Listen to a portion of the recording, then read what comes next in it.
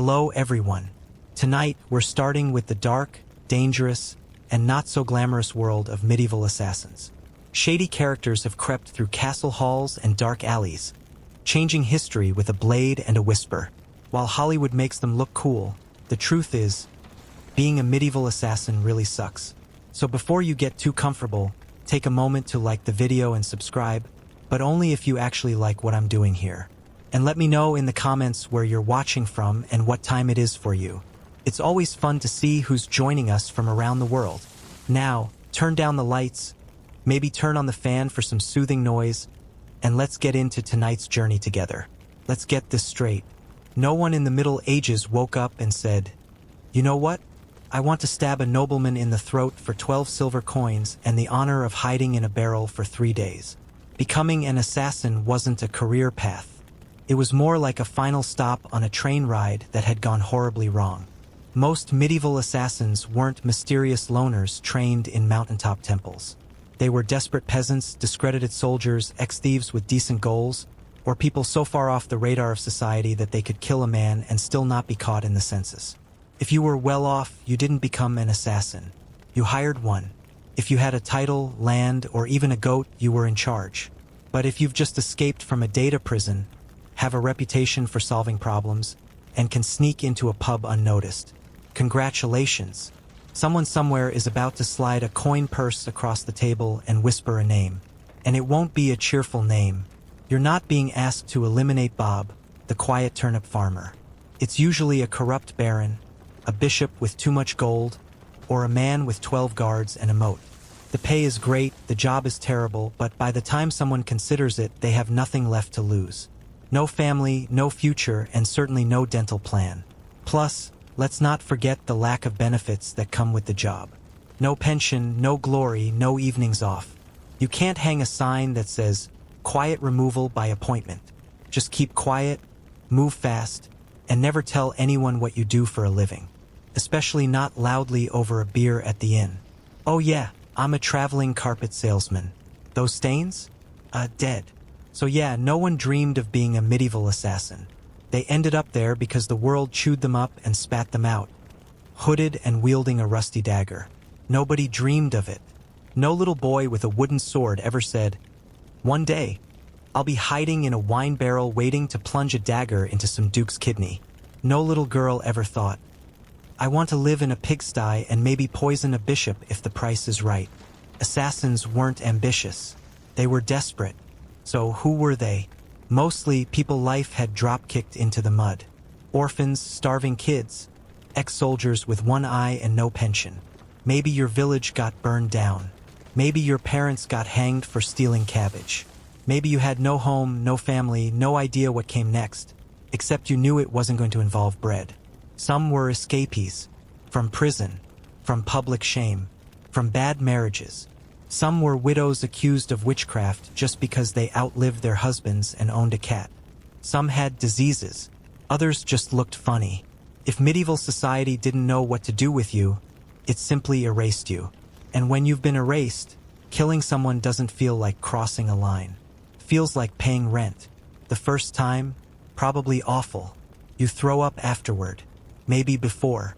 Maybe you hesitate. But then the coins hit your hand. And for the first time in weeks, you can eat something that doesn't smell like mold. Congratulations. You're a killer now. From that point on, you're not a person. You're a shadow. You're a name whispered by someone who doesn't want their hands dirty. You live in the cracks of the system. You do the things polite society pretends doesn't happen. And you do it silently, quickly, and with just enough skill to not die in the process. You're not doing it for glory. There's no parade. No songs. No romantic monologues by candlelight. You do it to survive. Maybe you got forced into it. Maybe you convinced yourself it was the only option. Either way, you're in. And getting out? That's not how this ends. Because after that first kill, you're no longer redeemable. You're useful. And useful means you'll keep getting used. There are no therapy sessions. No take a year off and find yourself journeys. There's just another name. Another coin pouch, another set of steps behind you in the fog. And you keep going. Because now, killing is the one thing you're good at. Or at least the one thing anyone will pay you for. And remember, you're not some elite warrior with fancy armor and a tragic backstory. You're not a trained monk with ancient secrets. You're a guy who hasn't had a bath in months, sneaking around in a potato sack with a knife that's seen more rust than blood. So how did these people kill? What did they use? Who taught them? And what exactly made them so good, or at least not dead yet? Let's talk about the tools of the trade. Let's go ahead and kill another fantasy right now. There was no assassin brotherhood. No hidden guild operating from candlelit crypts, handing out matching cloaks and creed scrolls. No secret handshakes. No initiation rituals under the moonlight. And certainly no welcome to Assassin Academy. Enroll now, slay later. If you were imagining that somewhere out there, new killers were learning how to silently drop from rooftops while quoting poetry, you're going to be very disappointed. There were no instructors whispering, Lesson 1, How to Stab Without Splatter. There were no training manuals, no sparring partners, no wise old mentor with a tragic backstory. There was only hunger and fear, and the desperate realization that, unless you figured it out fast, you'd be the one bleeding in an alley. So how did you learn to kill? The same way people learn not to touch hot stoves, by getting burned. Assassins in the real Middle Ages learned by doing, or more accurately, by trying. Trying not to trip over their own cloak. Trying not to get caught mid-stab. Trying not to accidentally kill the wrong guy. Most of them failed.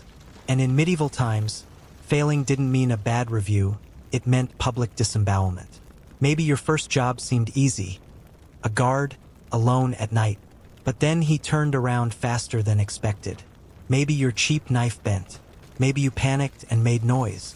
Congratulations. Your education just cost you your life. The truth is, trial and error was the only school available. And every mistake came with tuition paid in blood. And let's talk about weapons. Forget the cinematic gadgetry. There were no spring-loaded daggers, no hidden crossbows, no magical potions. Most assassins used whatever they could find. Kitchen knives, sharpened sticks, pieces of rusty metal. A belt wrapped around the neck. A rock to the head. A rope tied from a grain sack. These weapons weren't elegant. They weren't even reliable. But they were accessible. And that's all that mattered when your target had a throat and you had no coin. But make no mistake, this wasn't cool. It wasn't slick or stylish. It was clumsy, loud, bloody, and often botched. An assassin's strike wasn't a ballet of precision. It was a mess, panic, a frantic flurry of limbs and noise, followed by silence, and hopefully, survival. And no, you didn't get a medal afterward. Nobody said, "Well done," and pinned an honorary skull on your tunic. You didn't level up, unlock a new ability, or get invited to the next noble feast. Your reward? Not being caught. Not being torn apart in the marketplace. Maybe a few coins in your pocket, if your employer didn't decide to kill you too. So with no training, no guidance, and nothing but desperation and sharp objects, how did these people actually succeed? How did they pull off killings that terrified entire courts? Let's take a closer look at how they actually killed. Because the methods, well, those are what truly turn your stomach. Now that we've shattered your dreams of secret guilds and training scrolls, let's move on to the next piece of disillusionment. The weapons. Or more accurately, the junk people used to kill each other. Because if you're imagining sleek daggers and surgical kills, you're still watching the wrong movie. Let's start with knives. Not the kind you hide in a boot or flick out with a click. These were thick, rusting kitchen blades, borrowed from a cook, stolen from a dead soldier, or found stuck in a wooden cart. They weren't sharp, they weren't balanced, and they certainly weren't discreet. Try stabbing someone with one, and you'd be lucky if it didn't get stuck in a rib or snap in half on impact. You didn't glide it through the heart like butter, you hacked, you jabbed, and you hoped it went deep enough to matter. Spoiler, it usually didn't, which meant a lot of screaming, a lot of blood, and no, it wasn't silent. It was chaos. Then there was the garrote, or at least the attempt. Picture a frayed rope, maybe a torn shirt or some old twine from a grain sack. That's your tool. And no, it didn't work like the movies. You didn't slip up behind someone and elegantly end their life in 4 seconds flat. You pulled. They struggled. You slipped. They elbowed you in the ribs. The rope unraveled. You panicked. They screamed. Now the whole inn is awake, and you're wrestling in a puddle of wine and broken chairs. How about poison, then? Ah, yes, nature's solution. Crushed leaves, mushroom dust, a toad's spit. Mix it with wine and you might just kill someone. Or you might just give them a nasty case of diarrhea. The problem was accuracy. No measuring spoons. No second chances. Pour in too little, nothing happens. Pour in too much, and it smells like death before they even sip. Worse, sometimes the wrong person drank it. Oops, grandma's dead now. Oopsie. And let's not forget, poison isn't neat. It leaves colors, smells, clumps. If your goal was to look innocent, poison had a habit of blowing your cover. Plus, if your victim didn't die on the spot, they might live long enough to point a shaky, green-tinged finger in your direction. So where's the clean kill? The one blow? The silent death? Nowhere, because it didn't exist. Most assassinations were messy, clumsy overkills. A stab that missed, a second stab that panicked, a third that hit something important, or a failed choke followed by sheer brute force. Blunt rocks, broken chairs, fists, knees, whatever worked. The goal wasn't elegance. It was not dying first. And even then, it rarely went according to plan. Victims didn't politely drop dead. They fought. They screamed. Sometimes they lived long enough to shout, to name names, to describe your ugly face in detail. So let's put this plainly. Killing someone wasn't fast. It wasn't pretty. It was loud. It was terrifying.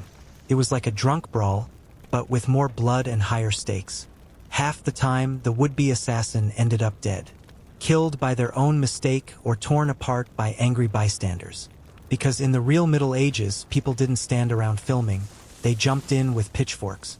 And if you did survive, if by some miracle the other person died and you didn't, you were far from done. Because now you were covered in blood, breathing like an animal, eyes wild, hands shaking. And guess what? You had no escape route, no safe house, no loyal informant waiting with a change of clothes. What now? Where would you run? Who would hide you? And more importantly, who would believe you? If you thought being a medieval assassin came with job stability and career advancement, think again. There was no Assassin's Guild HR department, no retirement plan, no health benefits. In fact, the only benefit was waking up the next morning still breathing. Because every single job was a gamble. Every target was a roll of the dice. You might sneak in, stab the mark, vanish into the mist, and wake up rich. Or you might get caught mid-act, skewered by guards, and hung in the square by sundown. You could get betrayed by your own employer, or worse, stab the wrong guy. Congratulations. Now you've murdered a bishop's nephew and declared war on the church. Smart move. There were no guarantees. No perfectly executed missions. Only a string of lucky escapes, if you were lucky enough to live long enough to have more than one. And who had your back? No one. You were outside the law, beneath society, and disposable by design. There were no legal contracts, no paper trail, no witnesses, just whispered words in dark corners and gold coins changing hands under tavern tables. Get stiffed after a kill? Too bad. You can't exactly sue someone for not paying you for a murder. Go complain to the local magistrate if you enjoy being tortured. Because justice was never for people like you. You weren't a servant of justice. You were a tool for those who broke it. But the worst danger didn't come from the person you were hired to kill. No, the real threat came from the one who hired you. The nobleman with too much power and too little patience. The merchant who smiled sweetly when hiring you, then slit your throat to save a few coins. You were never more vulnerable than the moment you succeeded. That's when your usefulness ended. That's when your employer asked himself, why pay him when I can just silence him? And who would care if you vanished? Who would come asking questions? You had no friends, no family, no name worth remembering. You'd be just another corpse in the gutter, bled out next to the man you killed. Many assassins died on the very night of their so-called victory. Not in battle, but in silence, in betrayal, in a dark alley, with a knife that once belonged to them now sticking out of their own back. And here's the thing, once you started, you couldn't stop. There was no retirement, no last job. The more people you killed, the more people wanted you dead. Loose ends had to be tied. Secrets had to stay buried. The hunter became the hunted, and the circle never broke. You couldn't marry. You couldn't settle down. You couldn't even sleep without one eye open and a dagger under your blanket.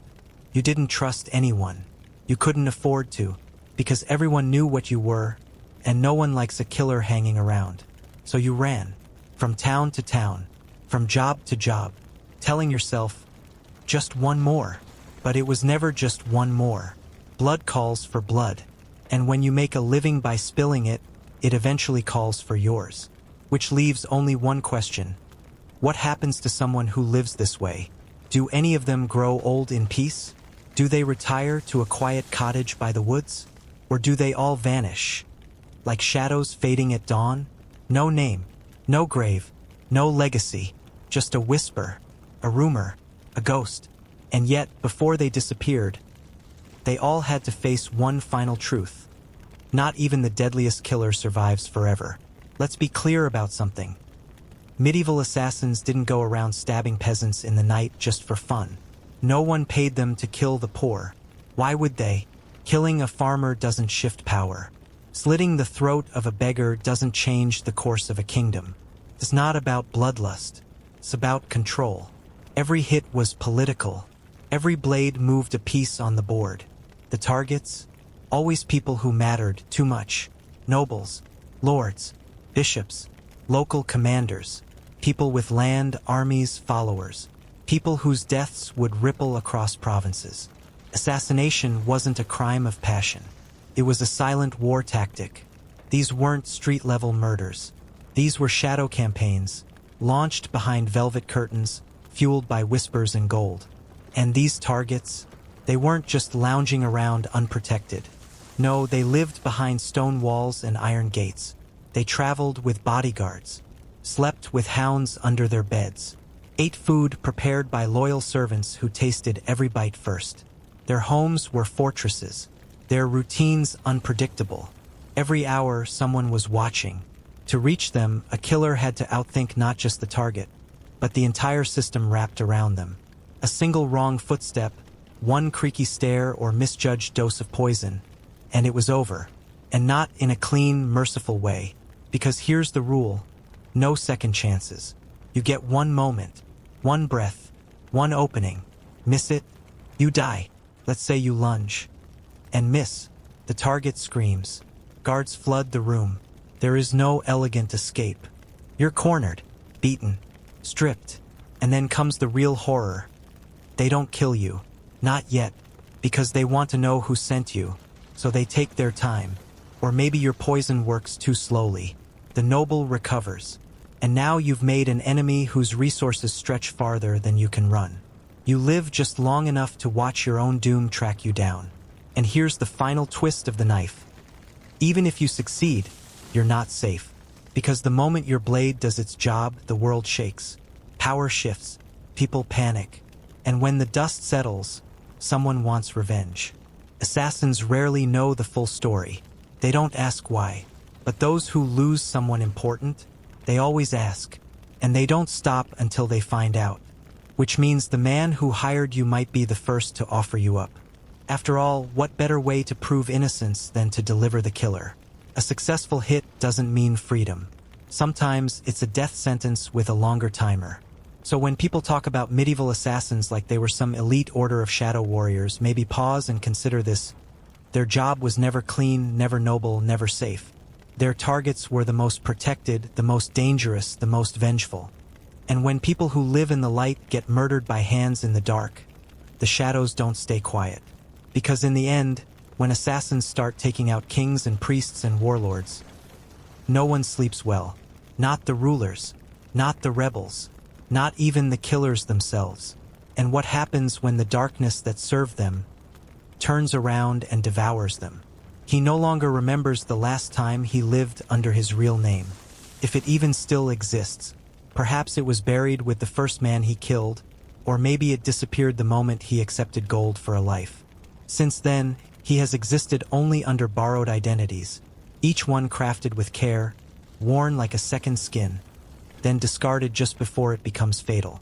Today he might be a traveling merchant, tomorrow a mute beggar, the day after a wandering monk, and by the time someone starts to suspect something, he's already halfway across the region, leaving behind no trace but a name no one can verify. He doesn't stay anywhere too long. He can't afford to.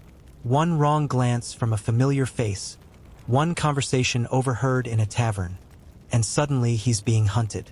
There's always someone searching, a brother looking for vengeance, a lord paying informants, a boy who saw too much, so he moves like a ghost, one who must erase not only his footsteps, but his very presence. Even memory is a threat. That's why he performs every day, like an actor with no stage and no applause. Each morning, a new face. Each night, a new lie. There is no version of him that is fully true, only fragments. Pieces rearranged endlessly to survive. And friendship? That's a word from another life. In his world, trust is a luxury reserved for those who want to die early. He's seen it too many times. Someone gets close, shares a secret, lets their guard down, and then they vanish. Maybe they were betrayed, maybe tortured, maybe they just talked too much. Either way, they're gone. So the rule is simple. The fewer people who know who you really are, the longer you live. He follows that rule with iron discipline. No friends, no confidants, no loose tongues, and especially no family. Family is a weakness too dangerous to allow. A wife can be taken. A child can be used. A parent can be made to scream in ways that break even the coldest hearts. So he makes sure there's no one to love, and no one who loves him. Even if he once had someone, that chapter is closed. He will never go back. Love is the most beautiful trap ever invented. He belongs nowhere. The nobles may use him, but they despise him. He is a tool that dirties their hands. The clergy condemn him as an abomination. The commoners avoid him, sensing danger behind his silence. He walks among the world, but never in it. A man with no country, no class, no clan. Just a purpose, and even that fades with time. Eventually, the silence becomes deafening. The solitude no longer protects, it consumes. Without connection, he begins to unravel. Some lose their minds talking to shadows. Some go numb, walking through life like ghosts long before their bodies give out. And some, one winter night, simply stop. A knife placed neatly beside the bed. No note, no message, no witnesses. Just absence, total and final. Because in the end, when all disguises fall away, when no one is left to lie to or run from, who is he, really? Or did the last of him die the day he learned to survive by becoming no one? If they're caught, death does not come quickly. First comes the pain, the breaking, the slow unraveling of the body and mind under crude devices built for one purpose, to make them speak. Who hired you? What was the payment? Who else is involved? The truth is irrelevant. The confession is the goal, because someone must burn, and it's better if the flames come with a name. When the torture ends, the real show begins. They are marched into the square, battered, barely conscious. The crowd gathers, not to mourn, but to mock. Rotten food flies, curses echo. Children watch as if it's theater. Their body is torn apart publicly. Maybe hung, maybe decapitated, maybe impaled and left as a warning. The assassin's final breath isn't taken in silence. It is dragged out, screamed through a mouth that no longer speaks names. Their death is not a whisper, it is a spectacle. But even that is a privilege, because more often they don't make it that far. The most common ending isn't heroic or even known. It's betrayal. The one who hired them decides the loose end isn't worth the risk. One knife instead of a bag of coins, a whisper to another killer, or a drink on the house that tastes oddly bitter halfway through. Others are sold out by their peers, colleagues who trade loyalty for safety or coin, or simply because it's easier to live without a rival. No one is loyal to a shadow. Once the task is done, the tool is discarded.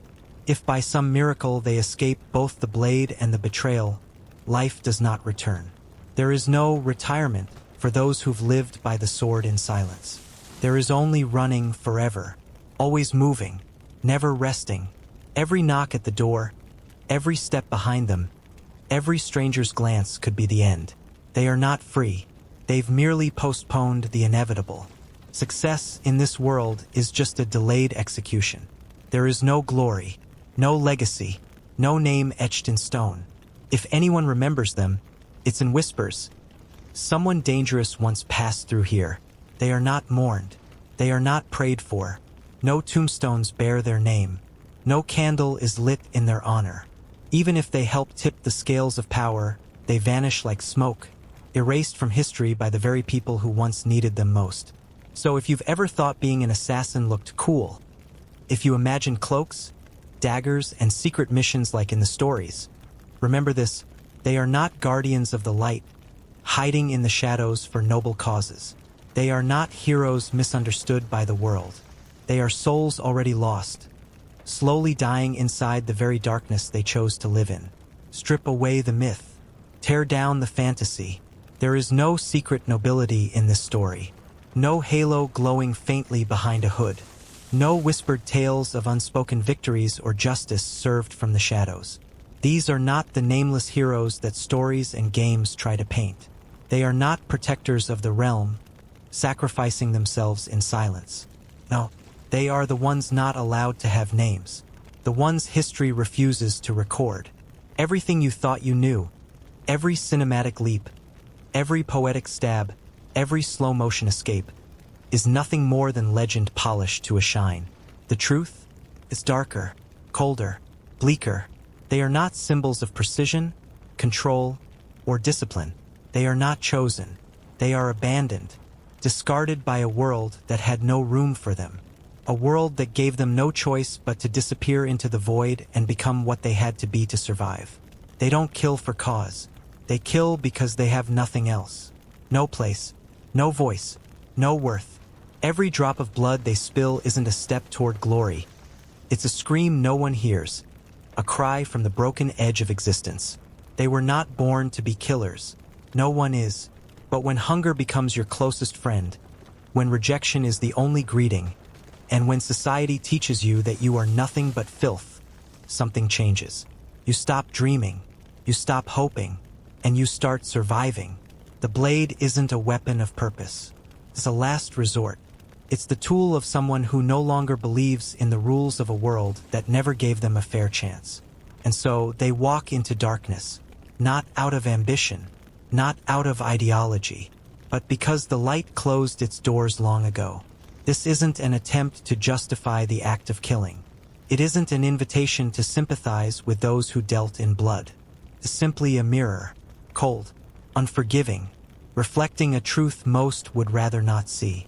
Because behind every romantic tale of an assassin with a cause is a real story of a person who was forced to disappear, to vanish, to erase themselves from the world in order to keep living in it. And when their time runs out, as it always does, they leave behind nothing. No name, no monument, just the silence they once called home.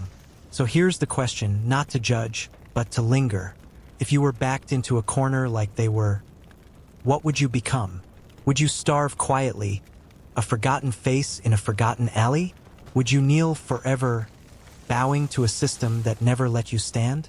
Or would you become a shadow, cold, dangerous, and willing to kill just to exist one more day? You don't have to answer, but you won't forget the question. Before she became the feared queen of Macedon, she was known as Myrtle, a princess from the rugged tribal lands of Epirus. Her people claimed direct descent from Achilles, the legendary warrior of Troy. Whether that heroic blood truly ran in her veins or not, one thing was certain. This was not a woman born to stand at the margins of history. Myrtle did not grow up in silk-lined halls or among the gentle arts of courtly womanhood. Her childhood was steeped in incense, omens, and the wild ecstasy of Dionysian ritual. While other girls learned to smile and stitch, she was learning to read signs, summon spirits, and dance barefoot under the moonlight in divine frenzy. She was no typical princess. Drawn to the mysterious and the forbidden, she kept sacred snakes, not as symbols but as companions. Ancient sources, often written by men who feared as much as they admired her, claimed she allowed serpents to coil beside her in bed. Whether this was literal truth or myth woven by terrified scribes, it didn't matter. The image endured. Myrtle didn't just worship the gods. She embodied them. She wasn't shaped by etiquette, but by prophecy and elemental force. She didn't smile to win favor. She radiated a sacred threat. From the very beginning, her presence was that of a living oracle, someone touched by something older than kings, colder than steel. This was not a woman who would quietly drift through time. She would grip it by the throat. It was not in a throne room or on a battlefield that fate collided. It was on the shadowed island of Samothrace, beneath the glow of torchlight and the weight of sacred silence. This was no ordinary gathering. Samothrace was the site of ancient, chthonic rituals, ceremonies shrouded in secrecy and reserved only for those chosen to touch the edge of the divine. Olympias, then still known as Myrtle, stood among the initiated not as a curious onlooker, but as a high priestess, part flame, part shadow, part living conduit of ancient gods. Philip II of Macedon, young, brutal, brilliant, and unashamedly driven by desire, did not come merely for ceremony. He came seeking something beyond war, beyond conquest. He came for destiny. And what he found was not just a woman. He encountered a force. Olympias was not the passive daughter of a noble house. She did not bow, did not smile to please. She radiated a sacred threat. In that dim sanctuary thick with incense and whispers, Philip saw more than beauty. He saw prophecy cloaked in flesh. Their meeting was not romantic. It was magnetic, like the slow collision of storms. A glance passed between them, not of affection, but of recognition. Olympias did not speak with softness, but with the stillness of someone who had danced with gods. And Philip, conqueror in the making, knew he had met his match, not in arms, but in essence. Their marriage, around 357 BCE, was not just a political move. It was the ritual union of ambition and ancient fire, prophecy given form. With that union, a door was opened, not just for power, but for legend. For from this collision, something world-changing would be born. A child shaped by war, blood, and divine design. Alexander. Before Alexander ever took his first breath, the air around his existence was already crackling with fire and prophecy. Olympias dreamed of a bolt of lightning striking her womb, pure, violent, divine. In the vision, flames danced around her unborn child, encircling but never burning. It was not a dream of destruction, but of consecration. The message was unmistakable. This child would not belong to the world of men alone.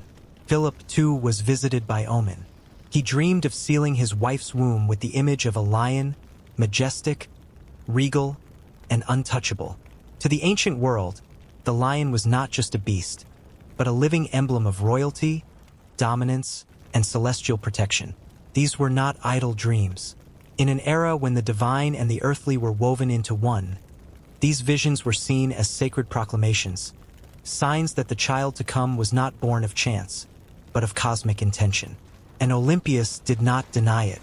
She embraced it. She allowed the whispers to spread, allowed the legends to form. Let them believe, she thought. Let them say her child was the son of Zeus, born not from flesh alone, but from lightning and will, a creature of flame and fate. In doing so, she did more than mother a child, she midwifed a myth. This wasn't just spiritual belief. It was a deliberate strategy. By shaping Alexander into a figure born of the heavens, she rendered earthly rivals irrelevant. Who could challenge the divine? Long before he wore a crown, Alexander wore destiny like armor, and Olympias was the one who forged it. Cleopatra Eurydice, young, noble-born, and Macedonian to her bones, was not just another bride. She was a threat, not to Philip but to Olympias. Unlike the foreign-born queen of Epirus, Cleopatra belonged to the land.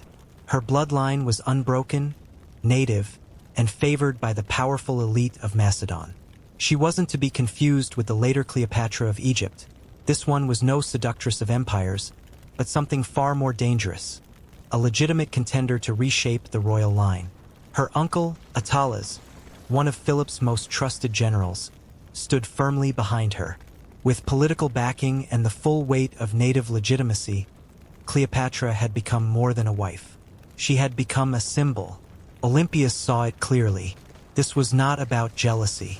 It was about succession, survival, and strategy.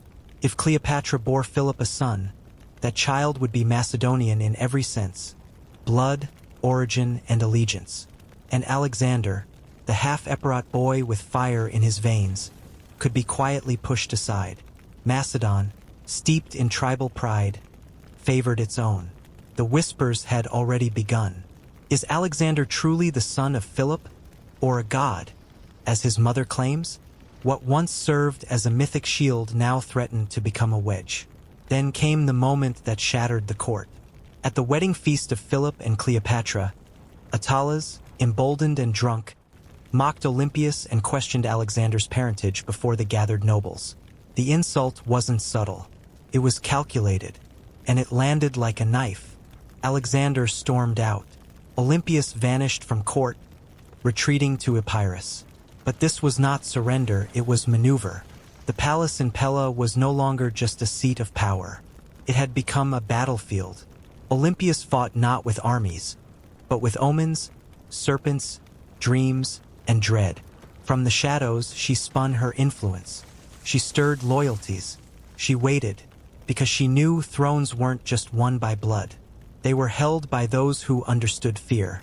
It happened at the height of triumph, during the wedding of Philip's daughter, when the king of Macedon stood poised to launch his greatest campaign yet, the invasion of Persia. But before he could step into history as a world conqueror, his story ended with a dagger. In front of the entire court, Philip II was assassinated. The killer was Pausanias, a former bodyguard. Once close to the king, now full of grievance. Official accounts spoke of personal vendetta, shame, and betrayal. But no one believed it was so simple. A king does not die in front of hundreds without a shadow behind the blade.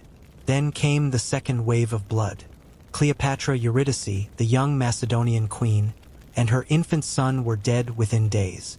Not by accident, not by plague, by design. The methods varied in the retelling. Some say Cleopatra was forced to hang herself after watching her child slaughtered.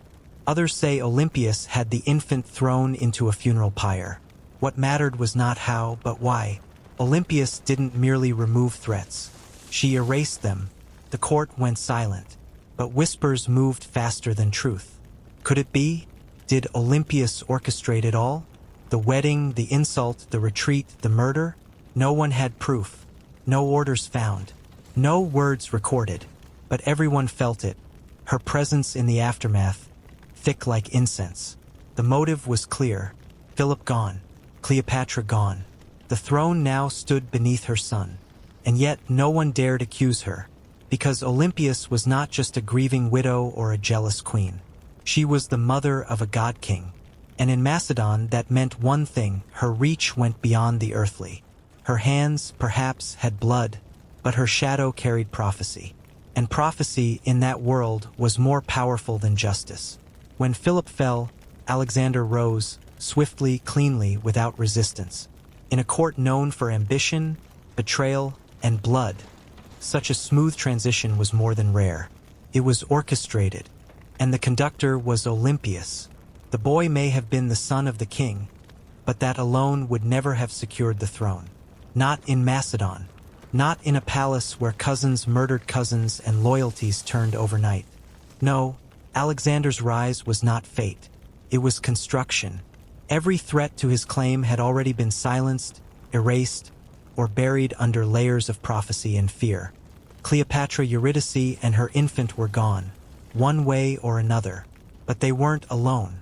Other potential heirs, children of lesser queens, began to disappear, quietly or violently. Some were exiled, others vanished. Olympias didn't wait for danger to come. She struck before whispers could form. She didn't leave room for what-ifs. Her son would reign, and there would be no second options. She held no crown herself, no military title. But Olympias ruled with weapons far older than swords: religion, myth, and terror. As high priestess, she invoked the authority of the gods. To question Alexander was to question divine will. The oracles confirmed it, he was the chosen one. Born of Zeus, anointed by lightning, and Olympias made sure everyone heard it. She did not merely defend her son's claim. She fortified it, wrapped it in fire and fate. She whispered to the nobles in the dark, consulted seers by candlelight, and let snakes glide across marble floors like living symbols of her will. To the world, Alexander was the heir. To Olympias, he was the prophecy she had midwifed into being. While he prepared for war, she ensured that no one would dare challenge him. Not because they feared Alexander, but because they feared his mother. While Alexander carved empires in the east, he left Macedon in the hands of Antipater, a seasoned general, pragmatic, conservative, and deeply Macedonian in his ways. Antipater was no believer in omens or serpents, and he certainly had no patience for the veiled influence of a woman who claimed divine ties. Olympias, for her part, saw his appointment not as a necessity, but as an insult. She had birthed the king, shaped the legend, secured the throne, and now she was being sidelined by a man who saw her as superstition wrapped in silk. She did not sit idle. Denied open power, she wielded the pen like a dagger. Her letters to Alexander were no tender messages of maternal affection. They were political manifestos soaked in prophecy and veiled threats. She called Antipater another Philip, dangerous, charming, and ultimately disloyal. She warned that the same fate that struck down the father could come for the man who dared to imitate him. In her words, Antipater was not a steward of peace, but a snake in the marble halls. These letters bled with metaphor, fire, betrayal, divine wrath. They did not whisper, they roared. Olympias did not ask. She demanded. But Alexander, though still respectful, was no longer her boy. He understood the necessity of Antipater's control. Macedon needed stability, and Antipater provided it. To remove him would be to open the gates to chaos. And so the triangle formed. Mother, son, and statesman, each powerful, each distrustful, each circling the others with suspicion. Olympias felt exiled from the court she once ruled. Alexander felt tugged between loyalty and reason. Antipater, caught between two generations of power, continued to govern, but with the growing sense that shadows were gathering, and one of them still wore the scent of incense and thunder. Alexander died not with a roar, but with a whisper in Babylon at the height of his empire in the year 323 BCE. One day he was feasting, planning future conquests. The next, he was struck down by a sudden fever. Some said it was illness. Others swore it was poison. No one knew for sure, but one truth echoed through every hall of his crumbling empire. The God-King was gone, and he had left no clear heir, no will, no final decree. His only son, Alexander IV, had yet to be born, or was still swaddled in infancy. The empire, once held together by the force of his will alone, fractured overnight. It stretched from Egypt to India, but without Alexander it had no center, only edges. His generals, the Diadochi, turned from loyal servants to rival warlords. Land became spoils. Power became currency. The dream of a unified empire dissolved into a battlefield of ambition. There were no more gods, only men with swords. In the chaos, one woman saw clarity. Olympias. She had not crossed deserts or conquered cities, but she understood legacy, and she knew that the last thread holding the myth together was a child, her grandson, Alexander IV, son of the conqueror, and Roxana, the Bactrian princess, too young to lead, too precious to be left unguarded. Roxana had no army, no influence, but Olympias had experience and fire. She moved swiftly, formed a fragile alliance with Roxana, not out of affection, but calculation. If she could protect the boy, she could protect the name, the blood, the myth. Alexander may have died, but Olympias would not let his legacy be carved up without a fight. The child was vulnerable, but in the hands of the Serpent Queen, he became the last weapon in a war that was far from over. Olympias had waited in silence long enough. With Antipater gone and his cold-blooded son Cassander grasping at power, the court of Macedon once again became a nest of knives. Roxana and the young Alexander IV were imprisoned. The bloodline of the god-king had been chained. But Olympias was not one to watch her grandson fade into history. She moved, not as a widow, not as a grieving mother, but as the guardian of sacred blood. Her alliance with Polyperchon, a weathered general still clinging to the last threads of legitimacy, gave her the opening she needed. She would return, not to plead, to rule. When her feet touched Macedonian soil, the ground itself seemed to tremble. Towns opened their gates. Soldiers switched allegiances. Her name still carried weight, myth and menace, wrapped into one. And then came the purge. Philip III Aridaeus, the mentally unfit half-brother of Alexander, had been propped up as a puppet king. His wife Eurydice was far from a puppet. Ambitious, shrewd, and outspoken, she had dared to oppose Olympias before, and now paid the price. Philip was executed. Eurydice was given the choice to die by her own hand. She refused. Olympias did it for her. Not quietly, not in shadow, but as a public reckoning. A message. The era of false kings was over. This was no personal vendetta. It was doctrine. Olympias declared it clearly. Only the blood of Alexander could sit the throne. Any other claim was heresy. And she, the high priestess of legacy, would allow no heretics. She needed no crown. She needed no court. Her power lay in thunder, and in the memory of fire. For a moment, brief but blinding, Olympias once again ruled Macedon. And every whisper in the court returned to a roar. The Serpent Queen was back, and she was shedding no skins. Cassander did not hesitate. Cold, meticulous, and untouched by legend, he saw Olympias not as a myth, but as a threat. After she executed Philip III and Eurydice, he interpreted her actions as open war. There would be no diplomacy, no truce, just retribution. He mobilized his forces with brutal efficiency, larger armies, solid finances, and a claim to restore order after the Queen's bloody purge. His vengeance was not loud. It was methodical, and it worked. One by one, her allies vanished. Polyperchon's influence dwindled into irrelevance. Macedonian nobles, once cowed by Olympias' legacy, now stayed silent or slipped away. The people, afraid, uncertain, began to look the other way. And Olympias? She did what she had always done. She held her ground. In the coastal fortress of Pydna, she made her last stand. For nearly a year she endured siege. Hunger clawed at the gates. Disease crept into the walls. Soldiers deserted. Food ran out. But she did not bend. Not once. Cassander surrounded the fortress, but he hesitated. Killing Olympias was no ordinary act. She was not just an old queen. She was the mother of Alexander the Great. To kill her was to risk unrest or worse, sacrilege. He offered mercy, surrender, and she would live. But Olympias knew better. Royal promises dissolve in blood. She refused, calmly, proudly, and so Cassander found another way. He handed her over to the families of those she had executed. A form of justice by proxy. But even then, no one stepped forward. None of them dared strike the woman cloaked in serpents and shadows. Her gaze alone froze them. Her silence spoke of thunder. In the end, Cassander had to send outsiders. Foreign hands, unfamiliar with her legend, unmoved by her presence.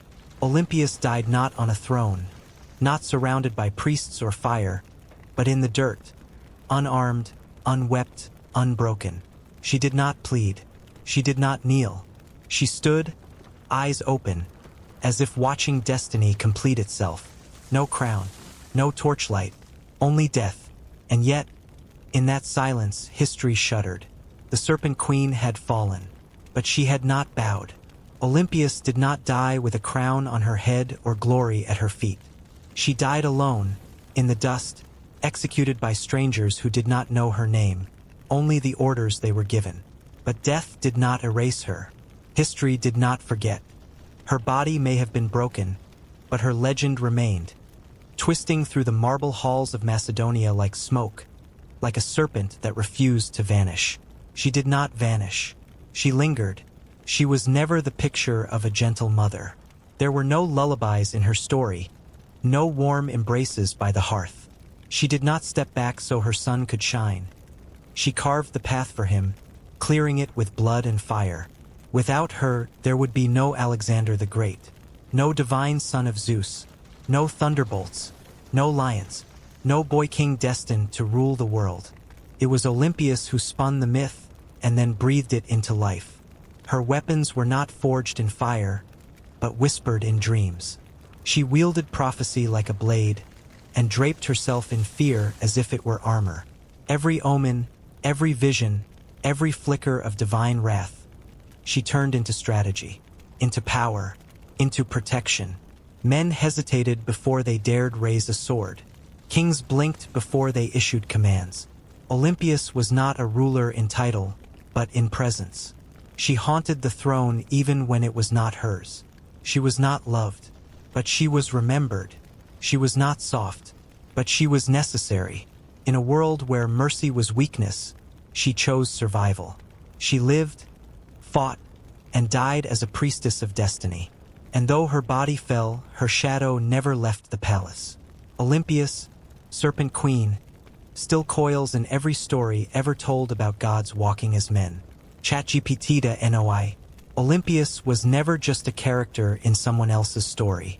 History may label her the mother of Alexander the Great, but that title is far too small for the shadow she cast. She did not simply give birth to a conqueror. She conjured a myth, carved a throne from stone and blood, and wrapped it in fire and prophecy. She was not the fading figure behind a king. She was the architect of kingship itself. Every wound in the palace, every whispered omen, every symbolic death bore her mark. Alexander may have marched across continents, but Olympias was the storm behind the silence. She fused religion, politics, myth, and ruthlessness into one singular, unstoppable force.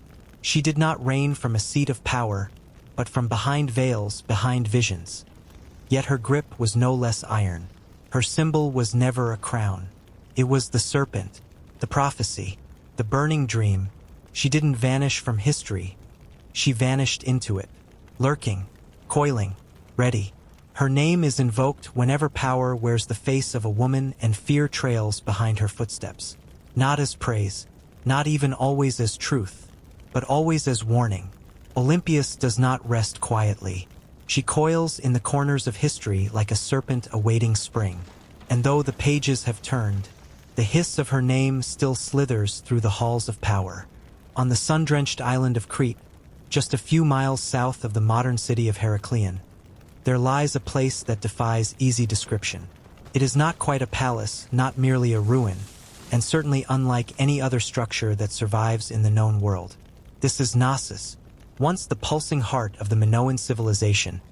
Now it is a silent sprawl of sun-bleached stones, winding corridors, and staircases that lead nowhere. And yet, in its silence, Knossos still speaks, in a language of shadow and stone, in the deep breath of a past that never fully died. As you cross its threshold, you do not enter an archaeological site. You step into a space where logic begins to blur. The rooms loop like fragments of memory. The staircases spiral into darkness or abruptly end, as if someone abandoned the dream halfway through. Even today, with maps in hand and signs to guide you, it's easy to lose your way, not because of its scale, but because Knossos refuses to follow the rules of ordinary space. And so, the ancient Greeks named it the labyrinth. But the labyrinth was never just geometry, it was a sensation. The feeling of being swallowed into something older, wiser, and far more complex than yourself. A structure that seems to breathe around you. And the question still floats in the air. What is this place? A ruin? A dream? Or is it the very monster the myth was built to explain? Built around 1900 BCE, at the dawn of Minoan civilization, Knossos was never a finished product. It evolved, expanded, reshaped, and refined over centuries. This was not a structure set in stone, but a living organism. Its bones were rebuilt again and again, like a city breathing through the ages. What began as a royal residence gradually transformed into something much more, a place that defied easy classification. Covering nearly 150,000 square feet, Knossos wasn't just a palace. It was a city under a single roof, with over 1,000 rooms stacked in tiers, branching into wings, dipping into underground chambers and rising onto sun-drenched terraces. It broke every rule of linear design. It housed kings, yes, but also artisans, priests, and administrators. It was a throne room, a marketplace, a ritual ground, and a repository of power. It was the center of Minoan life, and it was remarkably ahead of its time. Clay pipes channeled rainwater through the walls, providing one of the earliest examples of indoor plumbing.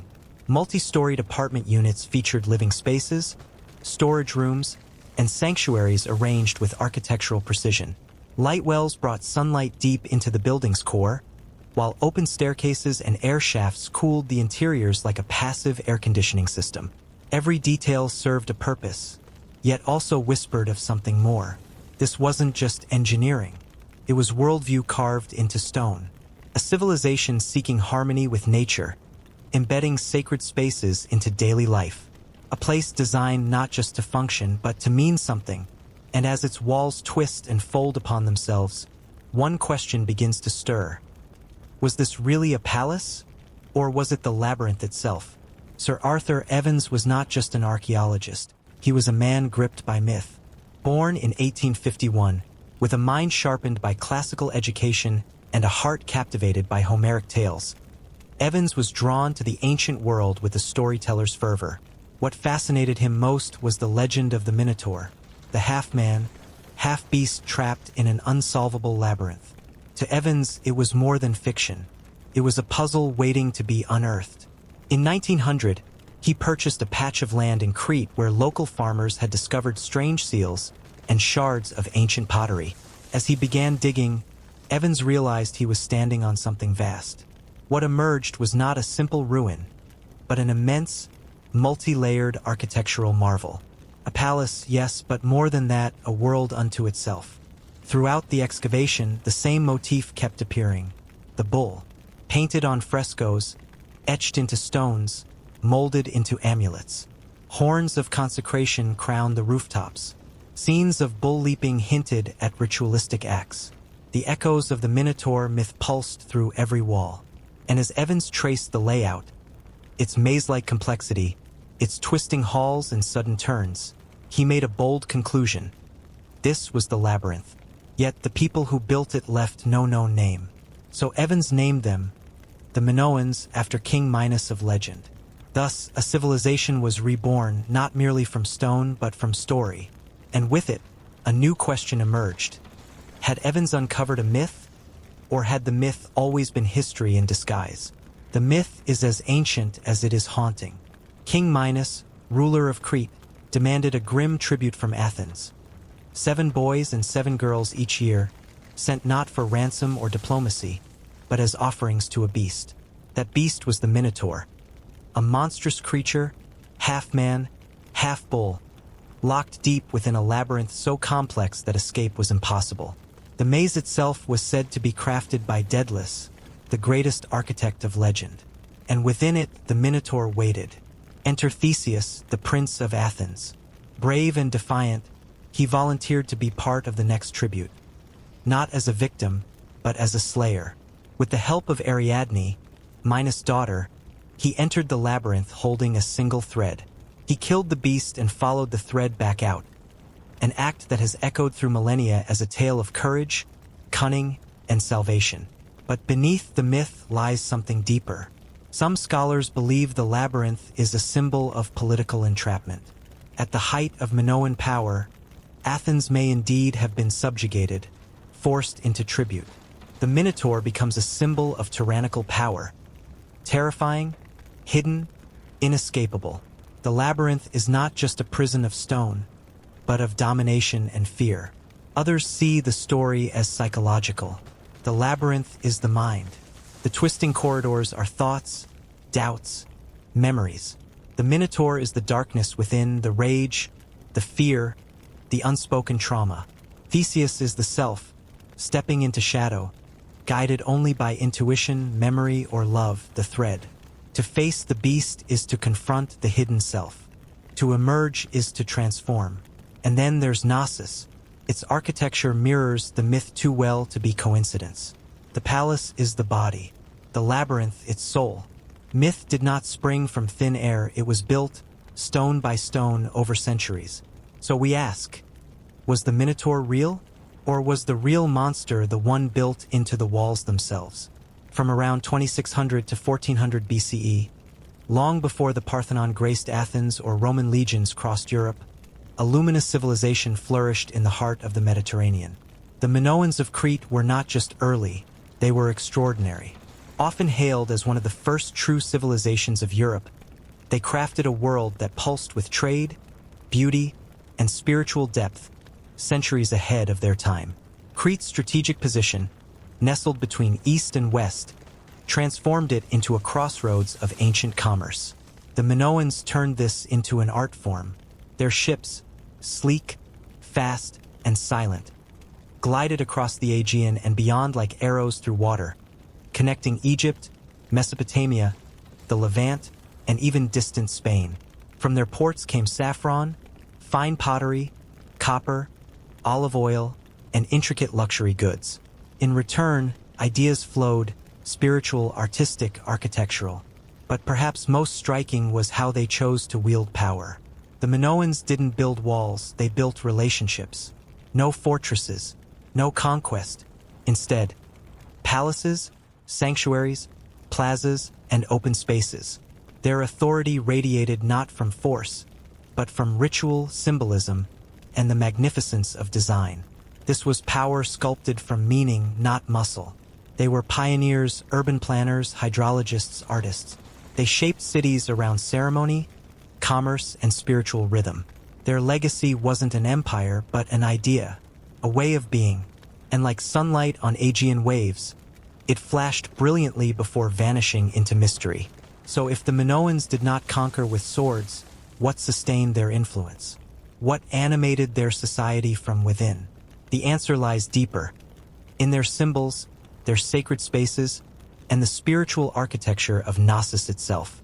In the ancient world, where most civilizations carved their glory through warfare and conquest, the Minoans stood apart, not by what they fought, but by what they celebrated. While classical Greek art exalted gods of thunder and heroes of war, Minoan art danced to a different rhythm. It was light, fluid, alive, not with battles or punishments, but with dolphins, flowers, flowing hair, and outstretched arms caught in sacred motion. Their frescoes didn't echo with the clash of spears, but with the pulse of life. Dolphins leapt across painted walls, symbols of harmony and joy. Men and women, graceful, vibrant, moved together in ceremonial dance, hair curled, hands raised, caught mid-gesture as if the fresco itself breathed with them. Even bull leaping, which might seem violent, was portrayed not as conquest, but as ritual, courage entwined with reverence. Then there were the snake goddesses, bare-chested, powerful, alive with mystery. They held serpents not as symbols of danger, but of fertility, transformation, protection. Far from the subdued or vengeful female figures of Greek myth, Minoan deities radiated strength and presence. They were not background characters, they were central. Even their temples were different. The Greeks built theirs on hills, apart from daily life. The Minoans? They lived in theirs. Knossos wasn't next to the sacred, it was the sacred. Every corridor, every room pulsed with spiritual intent. To them, there was no divide between the holy and the human. Life itself was the ritual. So if they built their culture around art and spirit, what does the structure of Knossos reveal about the way they saw the world? Perhaps the answer lies not in what it contains, but in how it moves. Knossos was not designed to guide, it was built to disorient. Yet the confusion was never accidental. Rising across 3 to 5 levels, the palace was sculpted to the contours of the land, merging natural slopes with artificial terraces. Staircases spiraled without warning. Hallways bent, turned, and ended abruptly. There were no straight lines, no singular axis to follow. Movement here was a process of decision, detour, and descent. To walk through Knossos was to surrender to something larger than navigation. It was to be led. At the center lay the great courtyard, a rectangular open space, not just practical, but sacred. It anchored the entire structure, both physically and spiritually. It may have hosted rituals, communal ceremonies, or processions beneath the open sky. But more than that, it was a point of energy convergence, a kind of heart around which the palace pulsed. Rooms were not grouped by logic, but by symbolism. Workshops, shrines, storage rooms, apartments, the throne room, they folded around one another in layers. Not arbitrary, intentional. To move through them was to undergo a transformation, not merely from space to space, but from state to state. Light wells drew the sun into the palace's core. Stairwells opened to sky and shadow. Even air was choreographed, moving through the structure like breath. To enter Knossos was to be initiated. Each corridor, each twist, invited reflection, on direction, on purpose, on presence. The palace did not just house a people. It embodied a path, a spiritual maze, a living metaphor. And if architecture could do this, what else were the Minoans capable of engineering? The answer, as we'll see, lies in systems as advanced as they are ancient. ChatGPT to NOI. Knossos didn't just rise from stone. It breathed with the elements. The Minoans understood air and light, not as obstacles, but as tools. Their light wells weren't mere skylights. They illuminated deep interior rooms and pulled cool air upward through natural convection. Along with open staircases and vertical shafts, they created a self-regulating climate system, a kind of ecological air conditioning centuries before mechanics. Water, too, was mastered. Terracotta pipes and hidden channels directed rainwater into reservoirs, filtered and reused across different levels of the palace. These were not primitive trenches, but an engineered network, managing flow, preserving resources, and serving both daily needs and ritual acts. The water didn't just move, it obeyed. Perhaps most astonishing was their plumbing. Archaeological evidence points to flushing toilets as early as 1700 BCE. A detail easy to overlook, yet deeply telling. Comfort, hygiene, order, these weren't afterthoughts. They were foundations. But the Minoans did more than build, they listened. Rather than carving over nature, they built with it. They followed the land slopes, used terraces, channeled wind, framed sunlight. Knossos wasn't imposed on the landscape, it grew from it. It was not just a building, it was a conversation with earth, air, and water. Every pipe, every opening, every shaft held intention. Technology, to the Minoans, wasn't about dominance, it was about harmony. And through that harmony, they didn't just create space to live. They created space to worship, to connect, and that spirit runs through every wall of Knossos, leading us into its most sacred design of all. Knossos was never meant to separate the sacred from the everyday, because to the Minoans, they were one and the same. Unlike the Greeks, who built distinct temples atop hills for gods like Athena or Zeus, the Minoans lived within their sanctuaries. The palace itself was the temple. Every hall, every chamber, every courtyard pulsed with spiritual resonance. To walk through Knossos was to move through a sacred body, where each room whispered the divine. At its heart stood the throne room, carved directly into the wall. A single alabaster seat sits flanked by stone benches. Around it, frescoes of griffins, mythical guardians, watch in eternal stillness. But this wasn't merely a seat of political power. It may have been the resting place of a high priestess, or even the unseen goddess herself. It was less a throne and more an altar. Then there is the snake goddess, bare-breasted, arms raised, serpents entwined around her wrists or body. She radiates fierce authority, fertility, protection, transformation. She held the mysteries of life and death. The snake, slithering between soil and shadow, was not feared, but venerated. Even the famed bull-leaping fresco was more than acrobatics.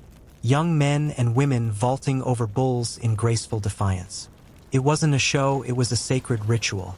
A dance with chaos, a symbolic triumph over the primal. An act that wove together courage, devotion, and communion with the divine. And then there were the symbols. The horns of consecration, the double axe, labyrinths, the endless recurrence of bulls, snakes, and pillars. None were decorative. All were sacred language. The palace wasn't designed for efficiency. It was designed for mystery. Knossos functioned as a ceremonial engine, drawing people in, guiding them through transformation, leaving them changed. It wasn't just where the Minoans lived. It was where their soul resided. But what happens when such a sacred machine suddenly falls silent? What force could end a civilization so intertwined with the divine? Around 1600 BCE, the world changed, and the Minoans were caught in the middle of it. On the island of Thera, now known as Santorini, a volcano erupted in one of the most violent explosions in human history. The blast triggered massive tsunamis that struck the northern shores of Crete, devastating ports, fields, and coastal towns. Ash darkened the skies. Crops failed. Trade routes collapsed. Though Knossos itself was not directly destroyed, the foundations beneath the civilization, economic, agricultural, spiritual, began to fracture. By 1450 BCE, new figures stepped into the silence. The Mycenaeans, warriors from the Greek mainland. Archaeological evidence suggests they did not come with fire and sword, but with quiet dominion. Linear A, the undeciphered script of the Minoans, gave way to Linear B, used for Mycenaean administration. Art shifted, losing fluidity, gaining weight. Palatial decoration grew rigid, militaristic. The gentle balance of Minoan life began to tip. Yet there are no mass graves, no charred skeletons, no shattered citadel walls. Knossos did not burn, it dimmed. The rooms emptied, the altars fell silent. Nature crept back in, leaf by leaf, wind by wind. The great machine of ritual slowed and stopped. The fall of Minoan civilization was not a scream, but a whisper. Some believe the collapse came from within. Class unrest, political stagnation, religious crisis. Perhaps the gods they danced with ceased to answer. Perhaps the people no longer believed. By the time Homer sang of ancient kings and heroic quests, Knossos was already myth. Its quiet death birthed its eternal legend.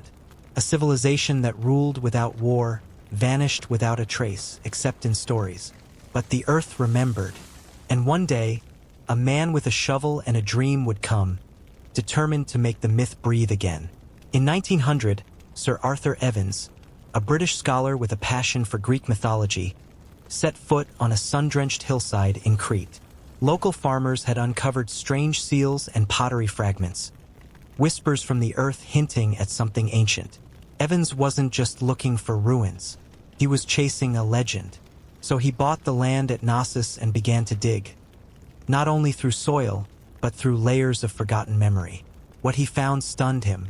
This wasn't a forgotten Greek outpost. It was something far older, far more advanced.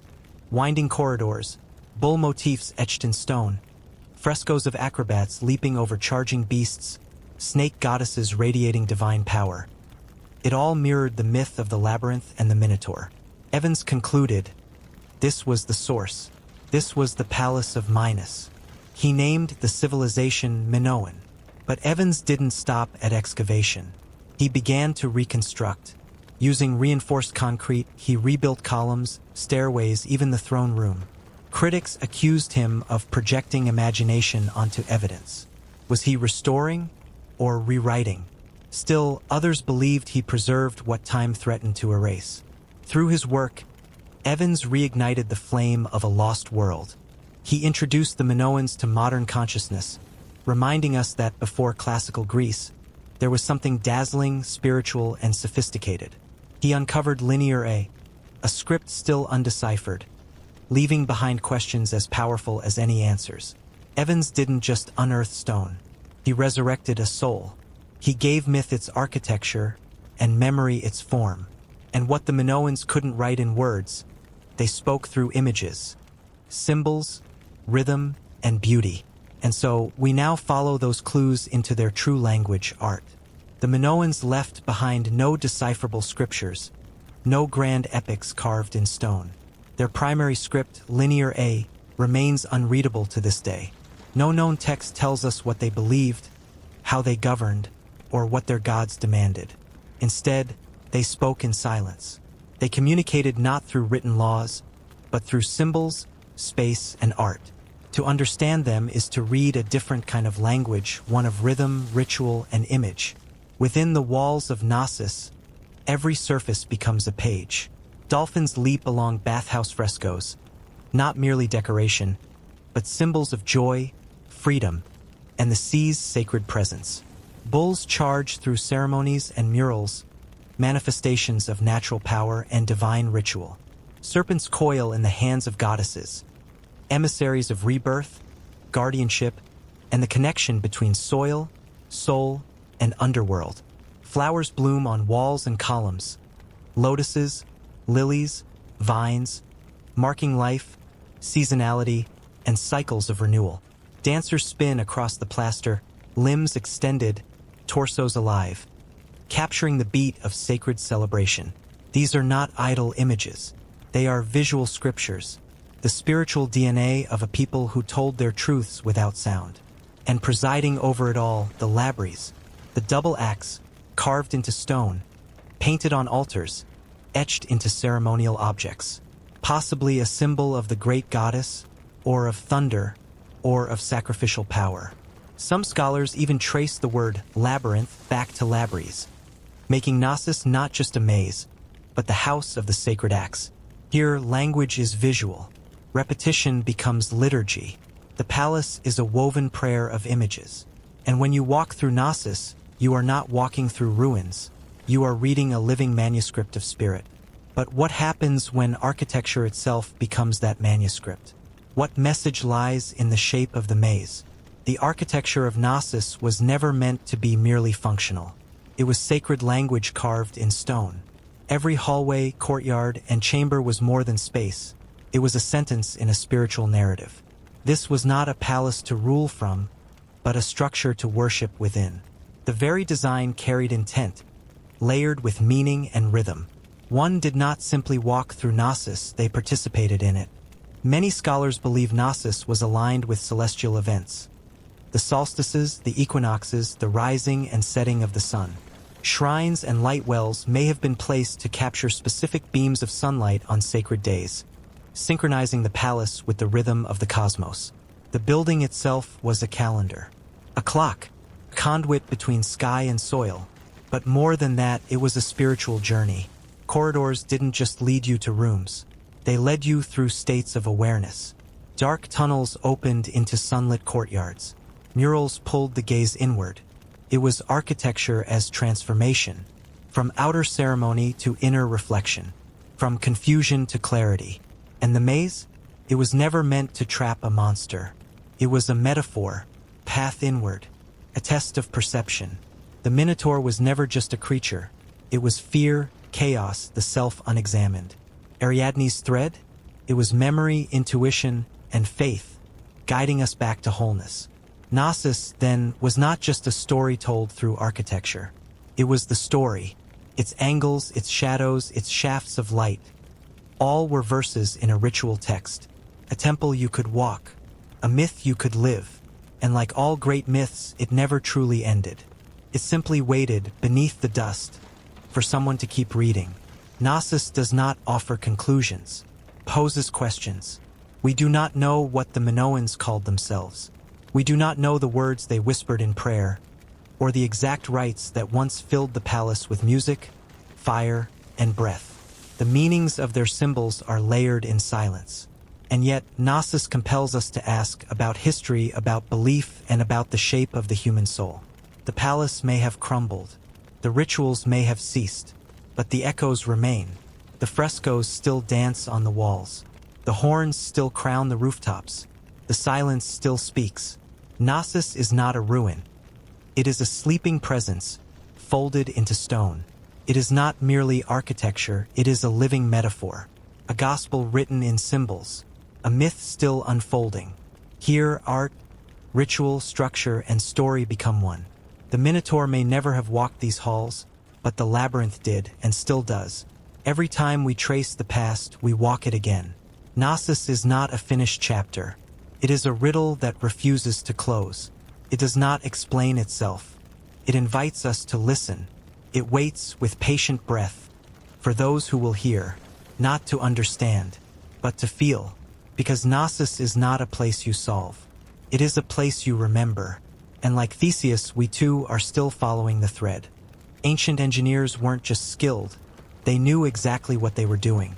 They didn't simply build machines, they crafted strategy, emotion, and the art of psychological warfare. Each siege engine was more than a weapon, it was a calculated expression of force, precision, and fear. In the beginning, it looked simple. A log, a few soldiers, and the reckless courage to slam it against the enemy gates like crazed lumberjacks. But that wasn't recklessness, it was the first step in a military evolution. From handheld rams came wheeled battering beasts with roofs. From swinging logs came torsion catapults, counterweight trebuchets, and siege towers tall as buildings. And with each upgrade came layered meaning. Because siege warfare was never just about breaking walls, it was about performance. It was theater with iron and fire, fear and thunder. A catapult didn't just hurl rocks, it hurled dread. A siege tower didn't just carry soldiers, it carried a message: we're coming in, no matter what. From flaming corpses to collapsing towers, from brute force to psychological collapse, siege warfare was always a battle between physics and spirit. And to understand the terror it unleashed, we begin with the first weapon, the battering ram. The earliest battering rams were brutally simple. A tree trunk, a handful of soldiers, raw force. The men lifted the log like frenzied lumberjacks and hurled it into enemy gates with nothing but sweat and determination. There were no wheels, no protection, no mechanics, just wood, muscle, and the sound of splintering resistance. But make no mistake, this wasn't chaos. It was calculated aggression. Crude, yes, but effective enough to lay the foundation for everything that came after. Because once the basic principle proved its worth, wood against stone, motion against stillness, the race began. How to strike harder, longer, and without dying in the process. That's when the engineers stepped in. They realized something essential. To keep attacking, the attackers had to stay alive. The solution: encase the ram in a wooden frame mounted on wheels. Now it could be rolled forward, protected by a roof often covered in soaked hides to absorb fire. No longer exposed to arrows, boiling oil, or falling rocks, the crew could focus on one task: bringing the wall down.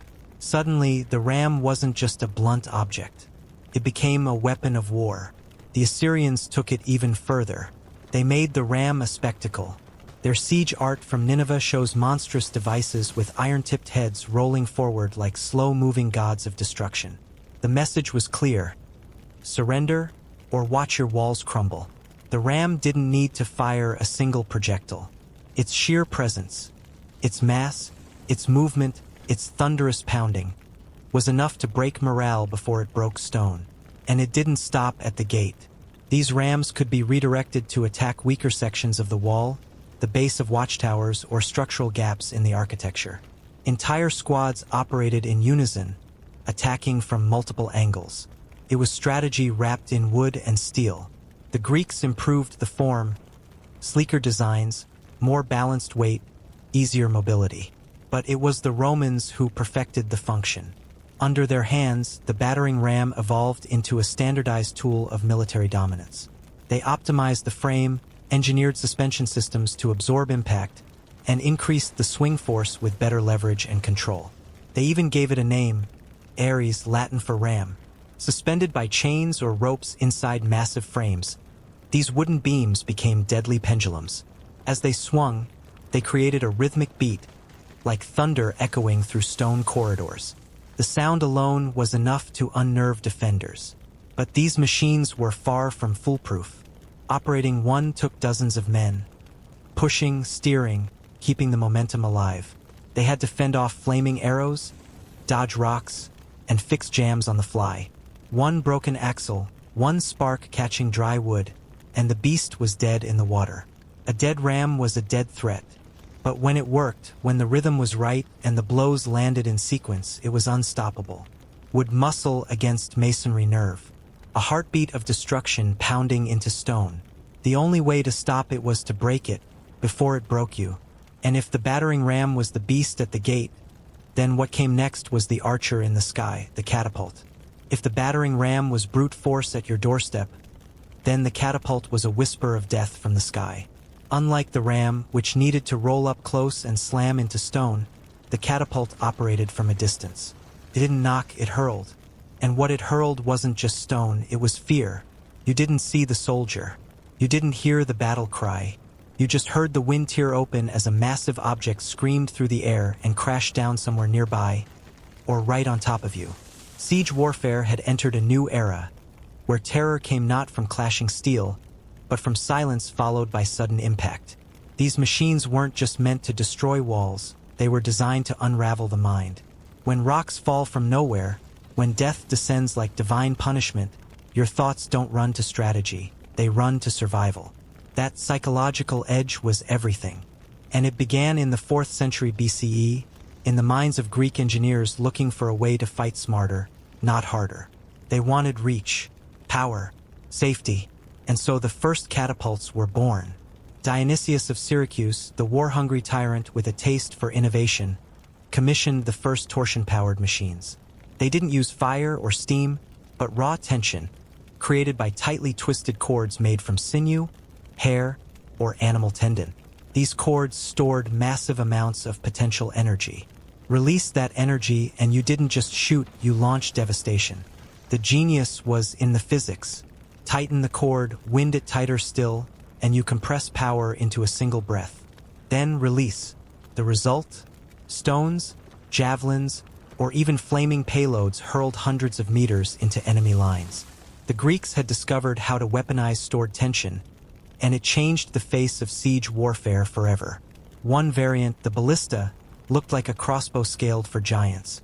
Twin arms pulled back in harmony, firing giant bolts with frightening accuracy. They weren't just for breaking walls. They were sniper rifles of the ancient world. They pierced shields, armor, horses, and confidence. The sharp whistle of a ballista bolt could send men scrambling before the first casualty even hit the ground. Then came the onager, the kicking mule of Roman siegecraft. It didn't aim as precisely as the ballista, but it hit harder and wider. With a single vertical arm, it flung stones in a graceful arc that ended in explosive chaos. The name came from the way it kicked back when fired, like a wild animal lashing out. The Romans didn't just adopt these machines. They perfected them. They made them modular breakdown kits that could be wheeled in, assembled in hours, and turned loose by trained legionnaires. Their versions could fire 60-pound stones with ease, smashing through gates, towers, or unlucky flesh and bone. But catapults weren't just tools of destruction. They were message delivery systems. A flaming projectile was one thing. A disease-ridden corpse was another. Heads of enemy generals, bound and bloodied, were lobbed into cities as a promise of what was coming. Some payloads carried death. Others carried despair. Either way, the catapult didn't just break down stone. Cracked the human psyche. And if the catapult was the first true artillery of war, the trebuchet was its angry, towering god. The trebuchet was not just a machine, it was gravity turned into a weapon. Unlike the catapult, which relied on twisted ropes and sinew to generate force, the trebuchet harnessed something far simpler and far deadlier: falling weight. At its core was a single truth of physics: what goes up must come down. And when a massive counterweight dropped, it whipped a long arm upward, launching a sling and its deadly payload high into the sky. The result? Controlled devastation, quiet precision, a wooden fist from the heavens, hammering down with methodical fury. No need to roll to the gate. No need to get close. The trebuchet could flatten walls from a safe distance, and it did so with terrifying accuracy. Its roots stretched back to ancient China, where, by the 4th century BCE, engineers had created early traction trebuchets. Machines operated not by weights, but by teams of men pulling ropes. Cruder, smaller, and less powerful than later models, these traction engines laid the foundation for a revolution in siege warfare. But the true breakthrough came centuries later, in the 12th century, when the counterweight trebuchet appeared, likely spreading through Byzantine and Islamic territories before sweeping across medieval Europe. Now, instead of relying on manpower, the machine carried its own force. A block of stone, iron, or lead suspended on one side of the arm. released the weight, and the other side, cradling a sling, snapped forward. A well-built trebuchet could hurl a 300-pound stone more than 300 meters with devastating effect. Not just a gate-buster, the trebuchet could aim over walls, smashing into towers, supply depots, and courtyards. It didn't just weaken defenses, it tore into the heart of a city, physically and psychologically. But what made the trebuchet truly terrifying wasn't just what it did to buildings, it was what it could carry. This was no simple stone thrower. It hurled disease-ridden carcasses into enemy territory, turning illness into a weapon. It sent burning pitch and slaked lime crashing into soldiers, leaving them blind and blistered. It carried letters, curses, even severed heads, symbols of doom and surrender. In every sense, the trebuchet was not just a siege engine. It was a messenger. And the message was clear: there is nowhere you are safe. No story captures its impact more than the tale of Warwolf, the colossal trebuchet of King Edward I of England. Built during the siege of Stirling Castle in 1304, it was so massive, so intimidating, that the defenders surrendered before it even fired. But Edward refused their surrender. He wanted to use the machine, and he did, because in that age, just building a trebuchet was a show of force. Firing it was a declaration of absolute dominance. Still, the trebuchet had its flaws. It wasn't nimble. It wasn't fast. It took hours to construct, required flat ground, and needed engineers who could calculate angles, distances, and counterweight mass with meticulous precision. But when built and placed correctly, nothing else compared. No wall could breathe easy under its shadow. And if the trebuchet was a storm rolling in from the distance, then the next weapon, the siege tower, was the declaration delivered face to face. We are not just coming over your walls. We are walking through them. The siege tower wasn't subtle. It didn't creep. It didn't whisper. It roared, rolling forward like a wooden fortress on wheels, straight toward the enemy wall.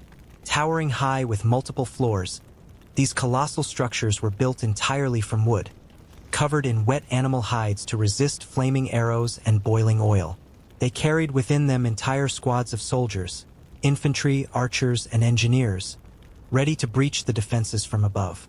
Some even housed small catapults, making them both mobile barracks and battle platforms. A siege tower was a war machine, troop carrier, and siege engine all in one. The Assyrians were among the first to deploy them in the 9th century BCE. Their early towers were simpler but effective, wooden structures with internal stairs pushed up to walls by manpower. These early designs would later be refined and elevated literally by the Greeks and Hellenistic states, and none more ambitious than the infamous Helepolis. Commissioned by Demetrius Poliorcetes in 305 BCE, the Helepolis was the siege tower reimagined as Apocalypse. Standing over 30 meters tall, clad in iron plates, equipped with catapults, and manned by thousands, it was the largest war machine of its time. It moved barely, on massive wheels, and took hundreds of men to maneuver. Eventually, it collapsed under its own weight, but it remained a symbol of how far military ambition would reach when the goal was to crush cities from above. Strategically, the tower's purpose was simple: bypass the gate, go over the wall. Once positioned against the ramparts, a drawbridge would be lowered from the top floor, creating a direct pathway for soldiers to storm the battlements. No more bottlenecks at the gate. No more being funneled through choke points. This was the straightest, boldest way in over the top. And from those top decks, archers reigned supreme. Elevated high above the wall, they rained arrows down on defenders with better range and better angles. Their presence disrupted enemy formations, broke morale, and shielded the advancing troops below. High ground wasn't just a tactical advantage, it was psychological dominance. But siege towers had their flaws. They required flat, stable ground, no swamps, no slopes. Mud, narrow passes, or steep terrain could render them useless. Defenders adapted to digging trenches, building secondary walls, or targeting wheels and support beams with fire, stones, and pitch. One flaming hit, one broken axle, and the towering beast became a burning coffin. Yet for all their weaknesses, siege towers transformed warfare. They turned sieges into vertical battles, where elevation meant everything. When the ramp dropped, there was no retreat. You climbed the tower to fight or to die. It was a race for height, for dominance, for the very top of the wall. But not all attacks came from above. Some of the deadliest assaults in siege warfare came silently, from beneath your feet. Not every siege weapon crashed through gates or loomed above ramparts. Some crept beneath your feet. Undermining, also known as sapping, was one of the most silent, suffocating, and devastating tactics in all of siege warfare.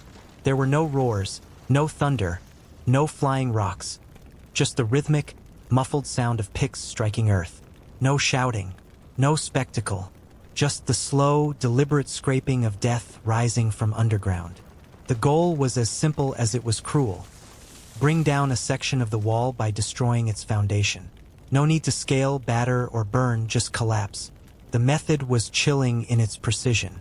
First, dig a tunnel directly under the targeted section of wall. Then, reinforce the roof of the tunnel with timber supports, temporary bones for a soon-to-be corpse. Finally, pack the space with fuel, usually dry wood, pitch, or animal fat, and set it ablaze. The supports would burn, the tunnel would collapse, and the wall above, robbed of its footing, would come crashing down like rotten bread. No warning, no mercy, just sudden destruction. History offers chilling examples. In 429 BCE, during the siege of Plataea, Spartan forces began tunneling beneath the enemy walls. But the defenders weren't idle. Realizing what was happening, they dug countermines, tunnels of their own designed to intersect the Spartan effort. Beneath the city, in total darkness, men clashed with shovels, knives, and desperation. It wasn't a battle, it was a burial in progress. These underground encounters, known as countermining, were among the most brutal and claustrophobic in all of military history. Then there's Rochester, 1212. King John of England laid siege to the formidable castle. His engineers dug a mine beneath the South Tower and, in an act of cold ingenuity, filled the space with pig fat, the most flammable material available. The result? Firestorm beneath stone. The supports collapsed, and the tower followed, toppling in a cascade of smoke, fire, and shattered defense. The defenders surrendered soon after, stunned not by fire from above, but by the betrayal of the ground itself. By the 13th century, siege engineers were no longer just builders, they were geologists. They studied soil composition, calculated load-bearing thresholds, and planned collapses with surgical accuracy. They didn't just attack, they listened. They felt the ground. They knew how walls breathed, shifted, and died. These men could look at a fortress and know exactly where it would fall. But even as they worked in shadows, the defenders above had weapons of their own, and sometimes what rained from the sky was even worse than what rose from below. Siege warfare was never one-sided. For every ram that smashed forward, for every trebuchet that hurled destruction from the sky, there were defenders waiting with tricks, traps, and terror of their own. Holding the wall wasn't just about strength. It was about surviving the storm with cunning and endurance. The art of defense was brutal, brilliant, and often just as devastating as the attack. One of the most terrifying tools in the defender's arsenal was Greek fire. Developed by the Byzantine Empire in the 7th century, it was the ancient world's napalm. This mysterious substance could cling to ships, skin, and stone, burning even on water, and it couldn't be extinguished by water. Whether launched in ceramic jars or sprayed through siphon-like nozzles, Greek fire turned whole fleets into infernos and sieges into nightmares. Its formula is still unknown, one of history's most closely guarded military secrets. Then came the vertical weapons. Boiling water, searing oil, and scalding sand poured from murder holes above gates and towers. Water was quick and cruel, oil was sticky and lethal, especially if lit after impact. But it was the sand that showed true malice. Heated until blistering, it slipped between gaps in armor, around the neck, wrists, under helmets, burning flesh with no escape. It didn't look deadly from a distance. Up close, it was pure agony. Gravity was another silent ally. Defenders dropped massive stones, logs, or even carcasses from above, not just to kill but to disrupt. Siege engines were smashed, formations scattered, confidence shattered. The simplest of weapons became moments of pure chaos. And then there were the traps. collapsing bridge timed just right, a pit of sharpened stakes hidden beneath weeds, a false wall that crumbled to reveal an even stronger barrier behind it. Each one was designed to punish not just the body, but the mind, to make every step feel like a mistake. In siege defense, doubt was a weapon, but the most effective tactic? Time. The longer a siege dragged on, the weaker the attackers became. Food ran out. Sickness spread through their camps. Morale dropped. The defenders knew. Every day they held the wall was a day closer to relief or to watching the enemy retreat. In that space of waiting, of enduring, creativity flourished. Terrain became a weapon. Unity became a shield. And time, stretched thin and sharp, became a sword.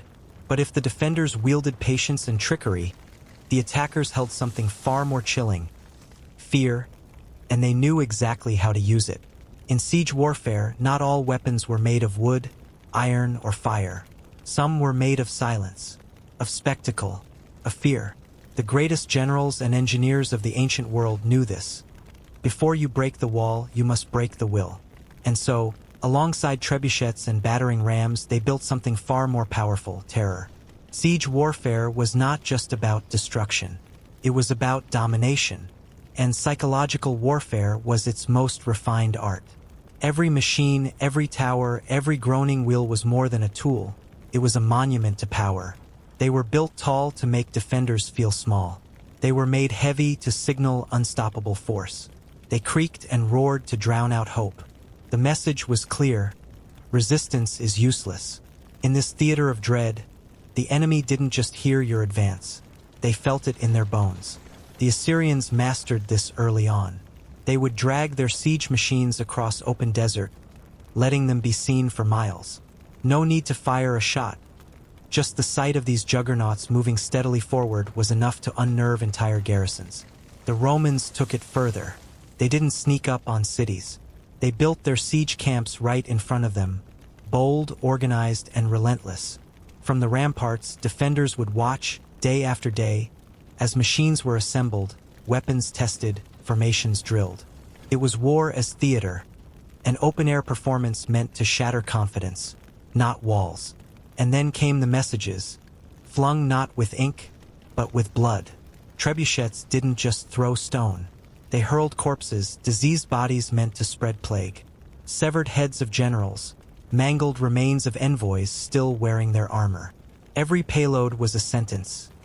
No one is coming. Your fate is sealed. These were curses given weight, horror wrapped in velocity. Even the sounds were weaponized. The rhythmic pounding of a ram against a gate became a doomsday clock. The stretching twang of tensioned ropes, a whisper that death was near. But sometimes the most chilling sound was silence. When no arrows flew, no drums beat, only stillness remained. And in that quiet, fear grew louder than any battle cry. Because in the end, the strongest walls were not made of stone. They were made of resolve. And when that cracked, when defenders believed no one would save them, when they thought even the gods had turned away, then the gates opened long before the enemy arrived. The best sieges ended not with a sword, but with surrender of the soul. But even that form of warfare would soon be eclipsed. Because when the first cannon fired, the age of stone and spirit gave way to fire and thunder. By the 14th and 15th centuries, the age of siege engines, trebuchets, rams, towers was drawing its final breath. Gunpowder had arrived, and with it, the cannon. No longer did armies need hours of pendulum strikes or days of rolling towers. A well-aimed cannonball could do in seconds what trebuchets took hours to accomplish. The giants of wood and rope were retired to history, their roar replaced by the thunder of metal and flame. And so the walls fell. The mighty stone fortresses, once invincible, became liabilities. Constantinople, once the model of impenetrability, collapsed under the force of Ottoman bombardment. Across Europe, castles that had stood for centuries crumbled under fire. And with it, a new kind of fortress was born. Lower, angled, designed not to resist rams, but to absorb and deflect cannon fire, the Star Fort. But the physics remained. Trajectory, torsion, counterweight, all still lived in the math behind modern artillery. Missiles, rockets, ballistic shells, they are just trebuchets in steel armor, burning chemical fire instead of muscle and gravity. The heart of siege warfare never died. It just evolved. And so did psychological warfare. Today's sieges don't always come with stone and fire. They come with silence, firewalls, information blackouts, social isolation. The aim is still the same: to isolate, to drain, to break you from within. The new walls aren't made of stone. They're digital, economic, invisible. Yet the nature of siege is eternal. One side wants in. One side must hold.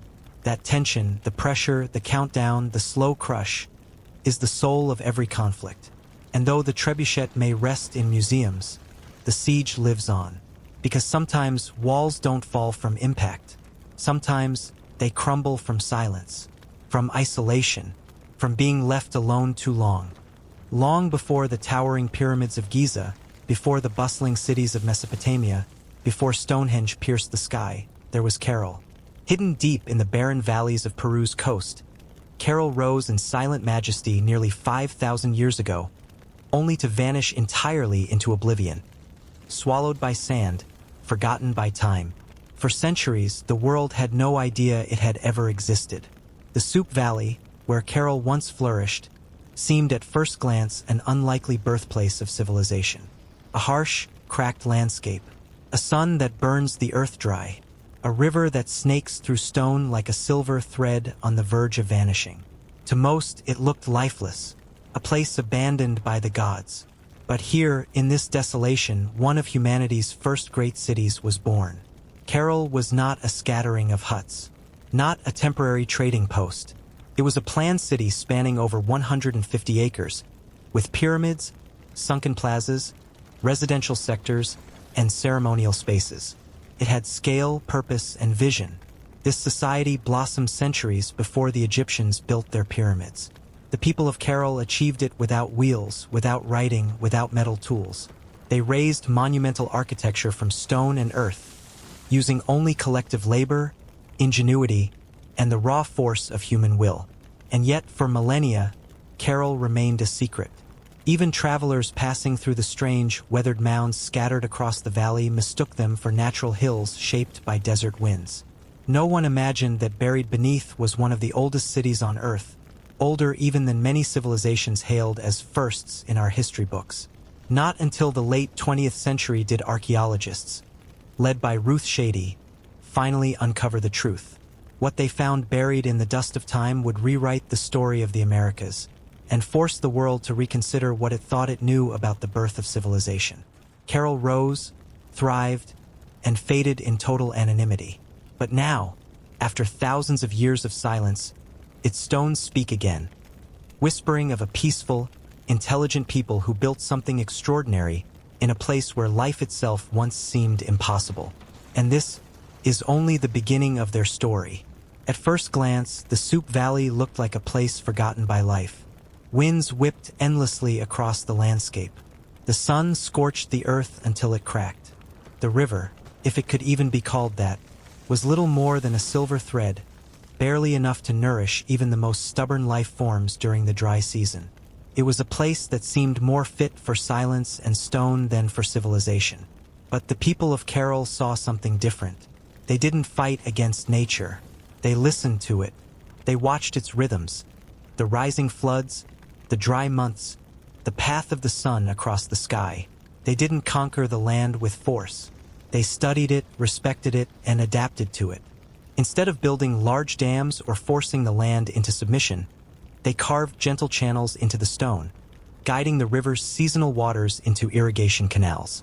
They used rock-lined trenches and earthen dikes to slow, store, and direct the flow. Water wasn't abundant, but every drop was honored and made to count. The result was an ingenious, handcrafted irrigation system that brought life to the desert. Cotton became their lifeline, used to weave fishing nets, create textiles, and fuel trade with coastal villages. Alongside it, they planted squash, beans, peppers, papayas, and drought-resistant crops that sustained them year-round. But Carol did not thrive alone. Their survival depended on connection. They exchanged cotton, dried fruits, and woven goods for dried fish, seashells, exotic stones, and colorful marine ornaments from coastal communities. This was not conquest, it was cooperation. A quiet, reciprocal network of trade that stitched together an unlikely civilization. Carol didn't try to bend the earth to their will. They learned to speak its language. They listened, and in return, the desert gave them a home. A place to flourish for over 1,000 years, in a land where life was never meant to bloom. At the heart of Carol stands its most iconic structure, Pyramid Mayer. Towering nearly 60 feet high and stretching over 450 feet in length. It's roughly the size of a modern football field. This was no pile of rubble. It was a deliberate architectural feat built with precision and vision.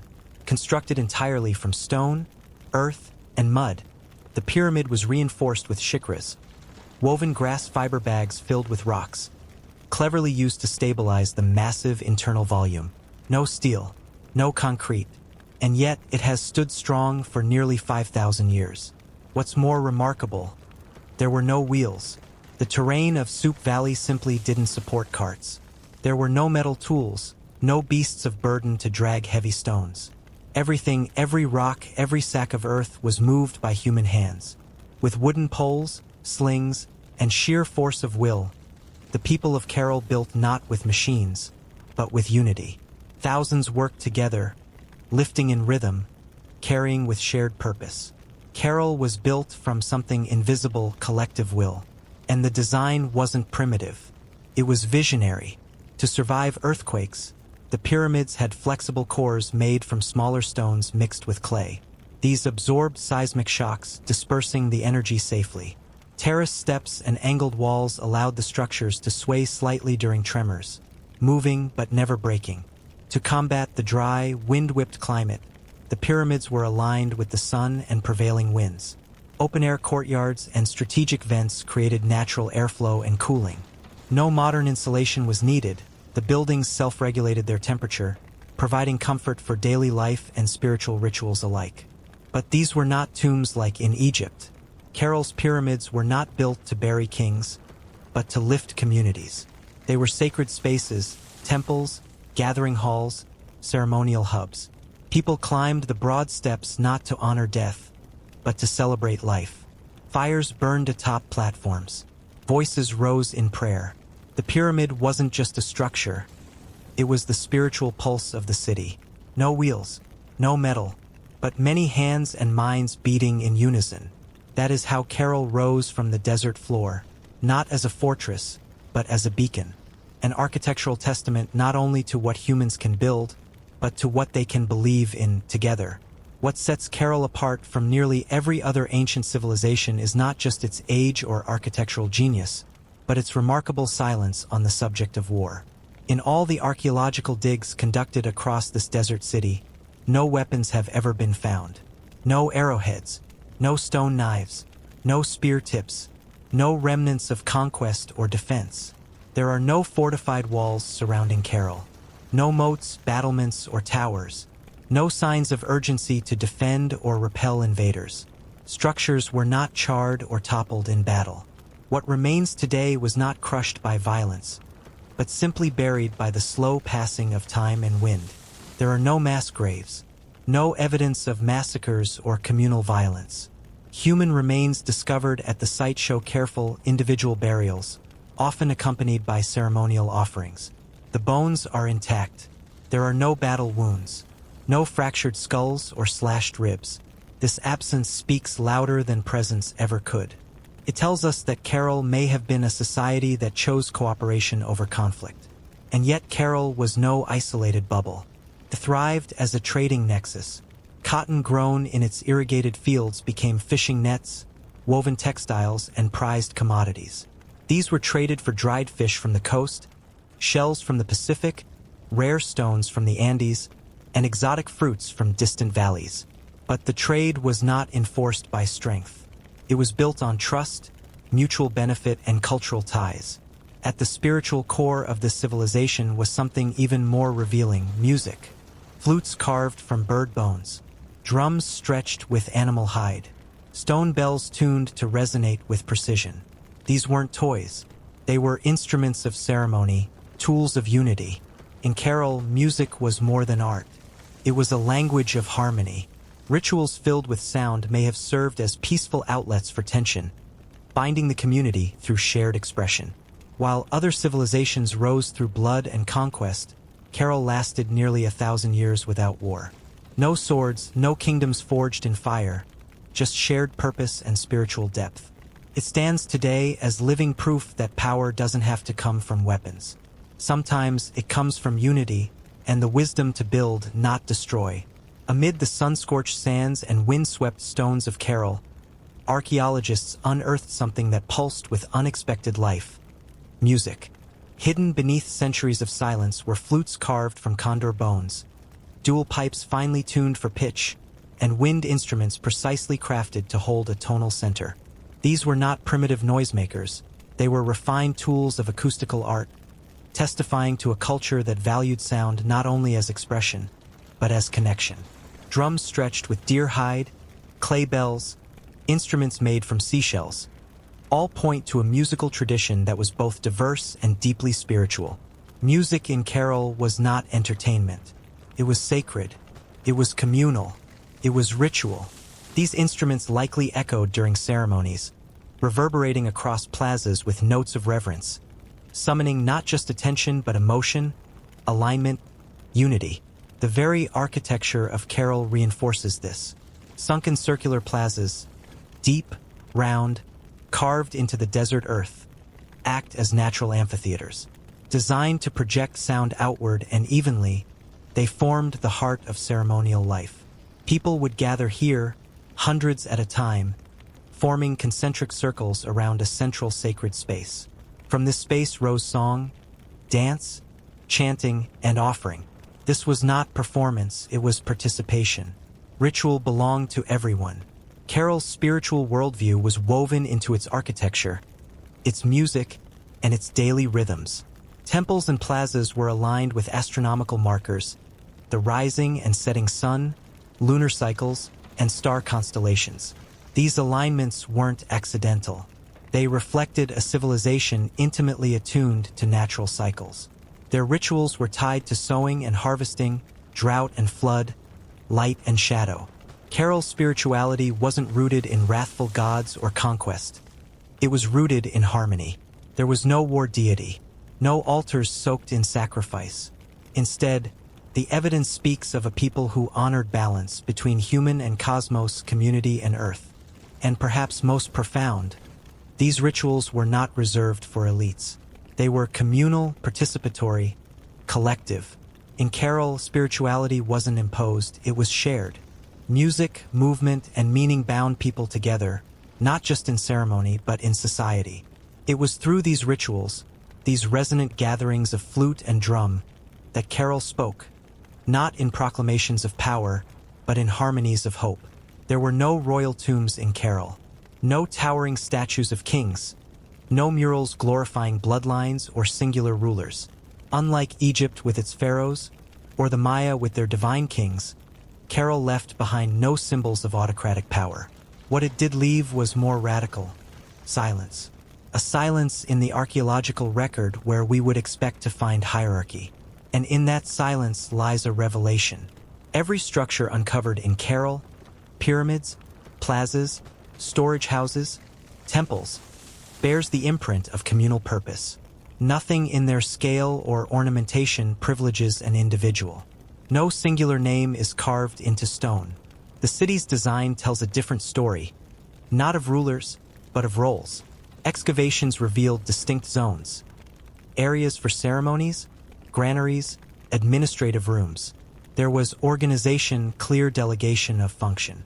Someone managed the irrigation. Someone coordinated the construction.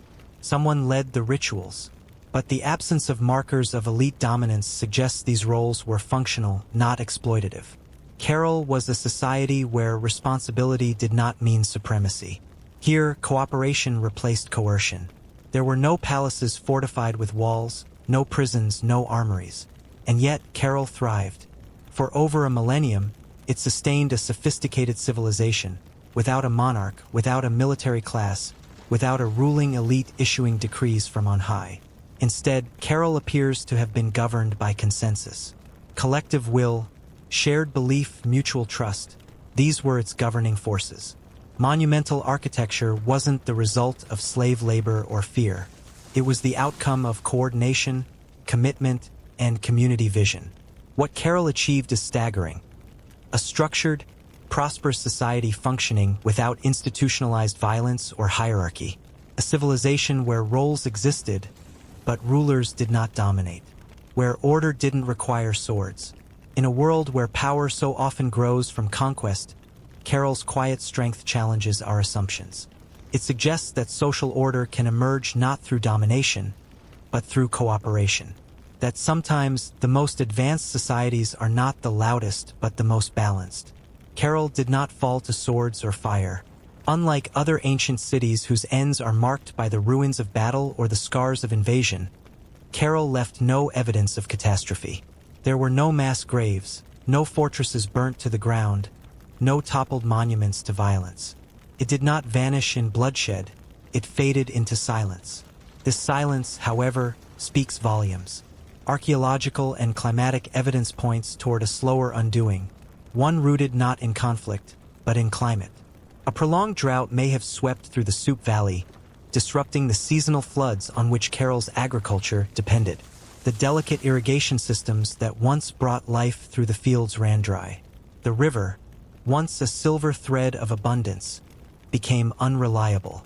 For a society built on harmony with nature, this imbalance proved overwhelming. The land itself may have turned against them.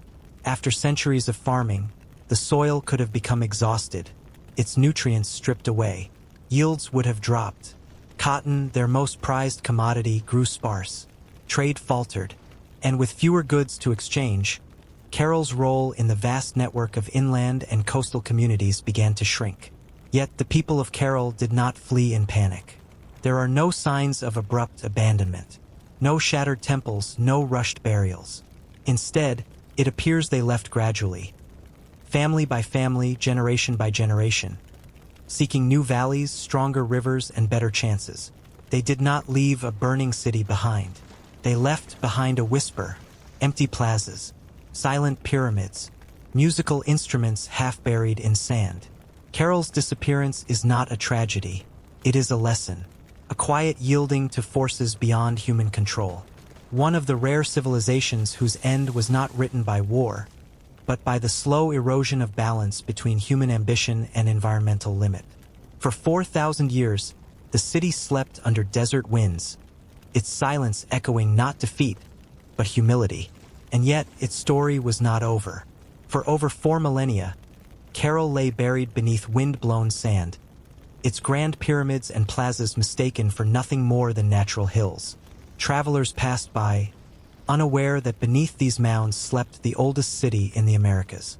A once thriving civilization reduced to silence and dust, forgotten not through conquest, but through time. That silence began to break in the 1990s. Peruvian archaeologist Ruth Shady, guided by instinct and curiosity, began excavating in the Soup Valley. What she and her team uncovered would rewrite history. Massive stone platforms, pyramids, sunken plazas, musical instruments, and the subtle fingerprints of a structured and vibrant society. It was not just a ruin, it was a revelation.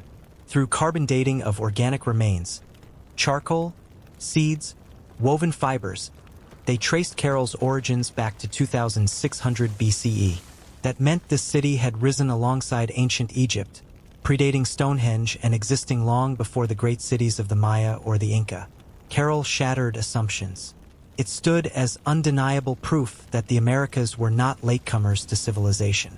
They had their own genesis, independent, complex, and equally ancient. Before Carol, scholars believed that advanced urban societies in the Americas only began with the Maya in Mesoamerica or the Inca in the Andes. Carol changed everything. Its age, scale, and organization revealed a continent whose civilizations had begun their journey far earlier than once thought. It challenged the idea that complex society emerged from a single cradle. It suggested that humanity's brilliance had many birthplaces. In 2009, UNESCO formally recognized Carroll as a World Heritage Site, elevating this once-forgotten city to a symbol of global heritage. What was once just a barren stretch of sand now draws historians, scientists, and dreamers alike. Carroll's ruins stand not only as stone remnants of the past, but as monuments to peace, ingenuity, and endurance. And through them, the ancient city speaks again, not in words, but in the quiet language of wind and stone, of memory and rediscovery. Carroll stands as a living testament that civilization does not require conquest to flourish. It grew not behind fortress walls, not beneath the shadow of swords, but through harmony. No weapons have been found, no arrowheads or blades. No signs of burning cities, no mass graves. Its silence speaks not of suppression, but of peace. For nearly 1,000 years, Carroll thrived, an extraordinary feat in the annals of human history. While other civilizations rose and fell through cycles of war, expansion, and collapse, Carroll endured through something far rarer: sustained cooperation. It was trade, ritual, and social consensus, not bloodshed, that held this society together. Where others sought to dominate nature, Carroll chose to understand it. The people learned to manage water with ingenuity, not brute force. They planted crops suited to drought. They built structures that withstood earthquakes, not with cement or steel, but with insight into the land beneath their feet. Their architecture was not just resilient, it was reverent. Their society thrived on shared responsibility. No pyramids to kings, no tombs to emperors. Power lay not in oppression, but in participation. Carroll's strength came from the many, not the few, and it never fractured from within. In today's world, where conflict, inequality, and environmental exploitation have brought us to the brink, Carroll offers an ancient yet timely lesson. It reminds us that greatness doesn't need to be loud, that civilization can begin not with conquest, but with trust, not with domination, but with harmony. From 5,000 years ago, Carroll speaks. Whispering through the wind-swept stones and sunken plazas, it offers not a warning, but a hope, a vision of what humanity once was and what it still could be. Carroll left behind no tales of conquest, no stories of expansionist kings or battles won. Its legacy was not carved in blood or etched into victory monuments. Instead, it was whispered into stone, through pyramids, plazas, and ancient silence. These enduring structures still speak. We were here, and we lived in peace. Their music, their architecture, their communal life. This was Carroll's true inheritance. The flutes carved from bird bone, the sunken plazas designed to carry song, the temples aligned with the stars. All of it a quiet message from a people who believed in something greater than themselves. Their buildings did not just shelter life, they expressed a philosophy, a reverence for nature, a celebration of unity, a society woven together not by power, but by purpose. Carroll offers no blueprints for empire, but it does offer something far rarer, an alternative. A reminder that greatness can be measured not in how much one conquers, but in how deeply one understands. That a society can thrive not by dominating nature, but by listening to it. Not by ruling others, but by standing together. In a world drowning in noise, Carroll chose to speak softly. It did not shout with war cries, but whispered with harmony.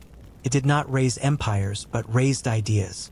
And 5 millennia later, those stones still murmur beneath the desert wind, offering not glory, but wisdom. Carroll doesn't stand as a relic of what was lost, but as a beacon of what remains possible.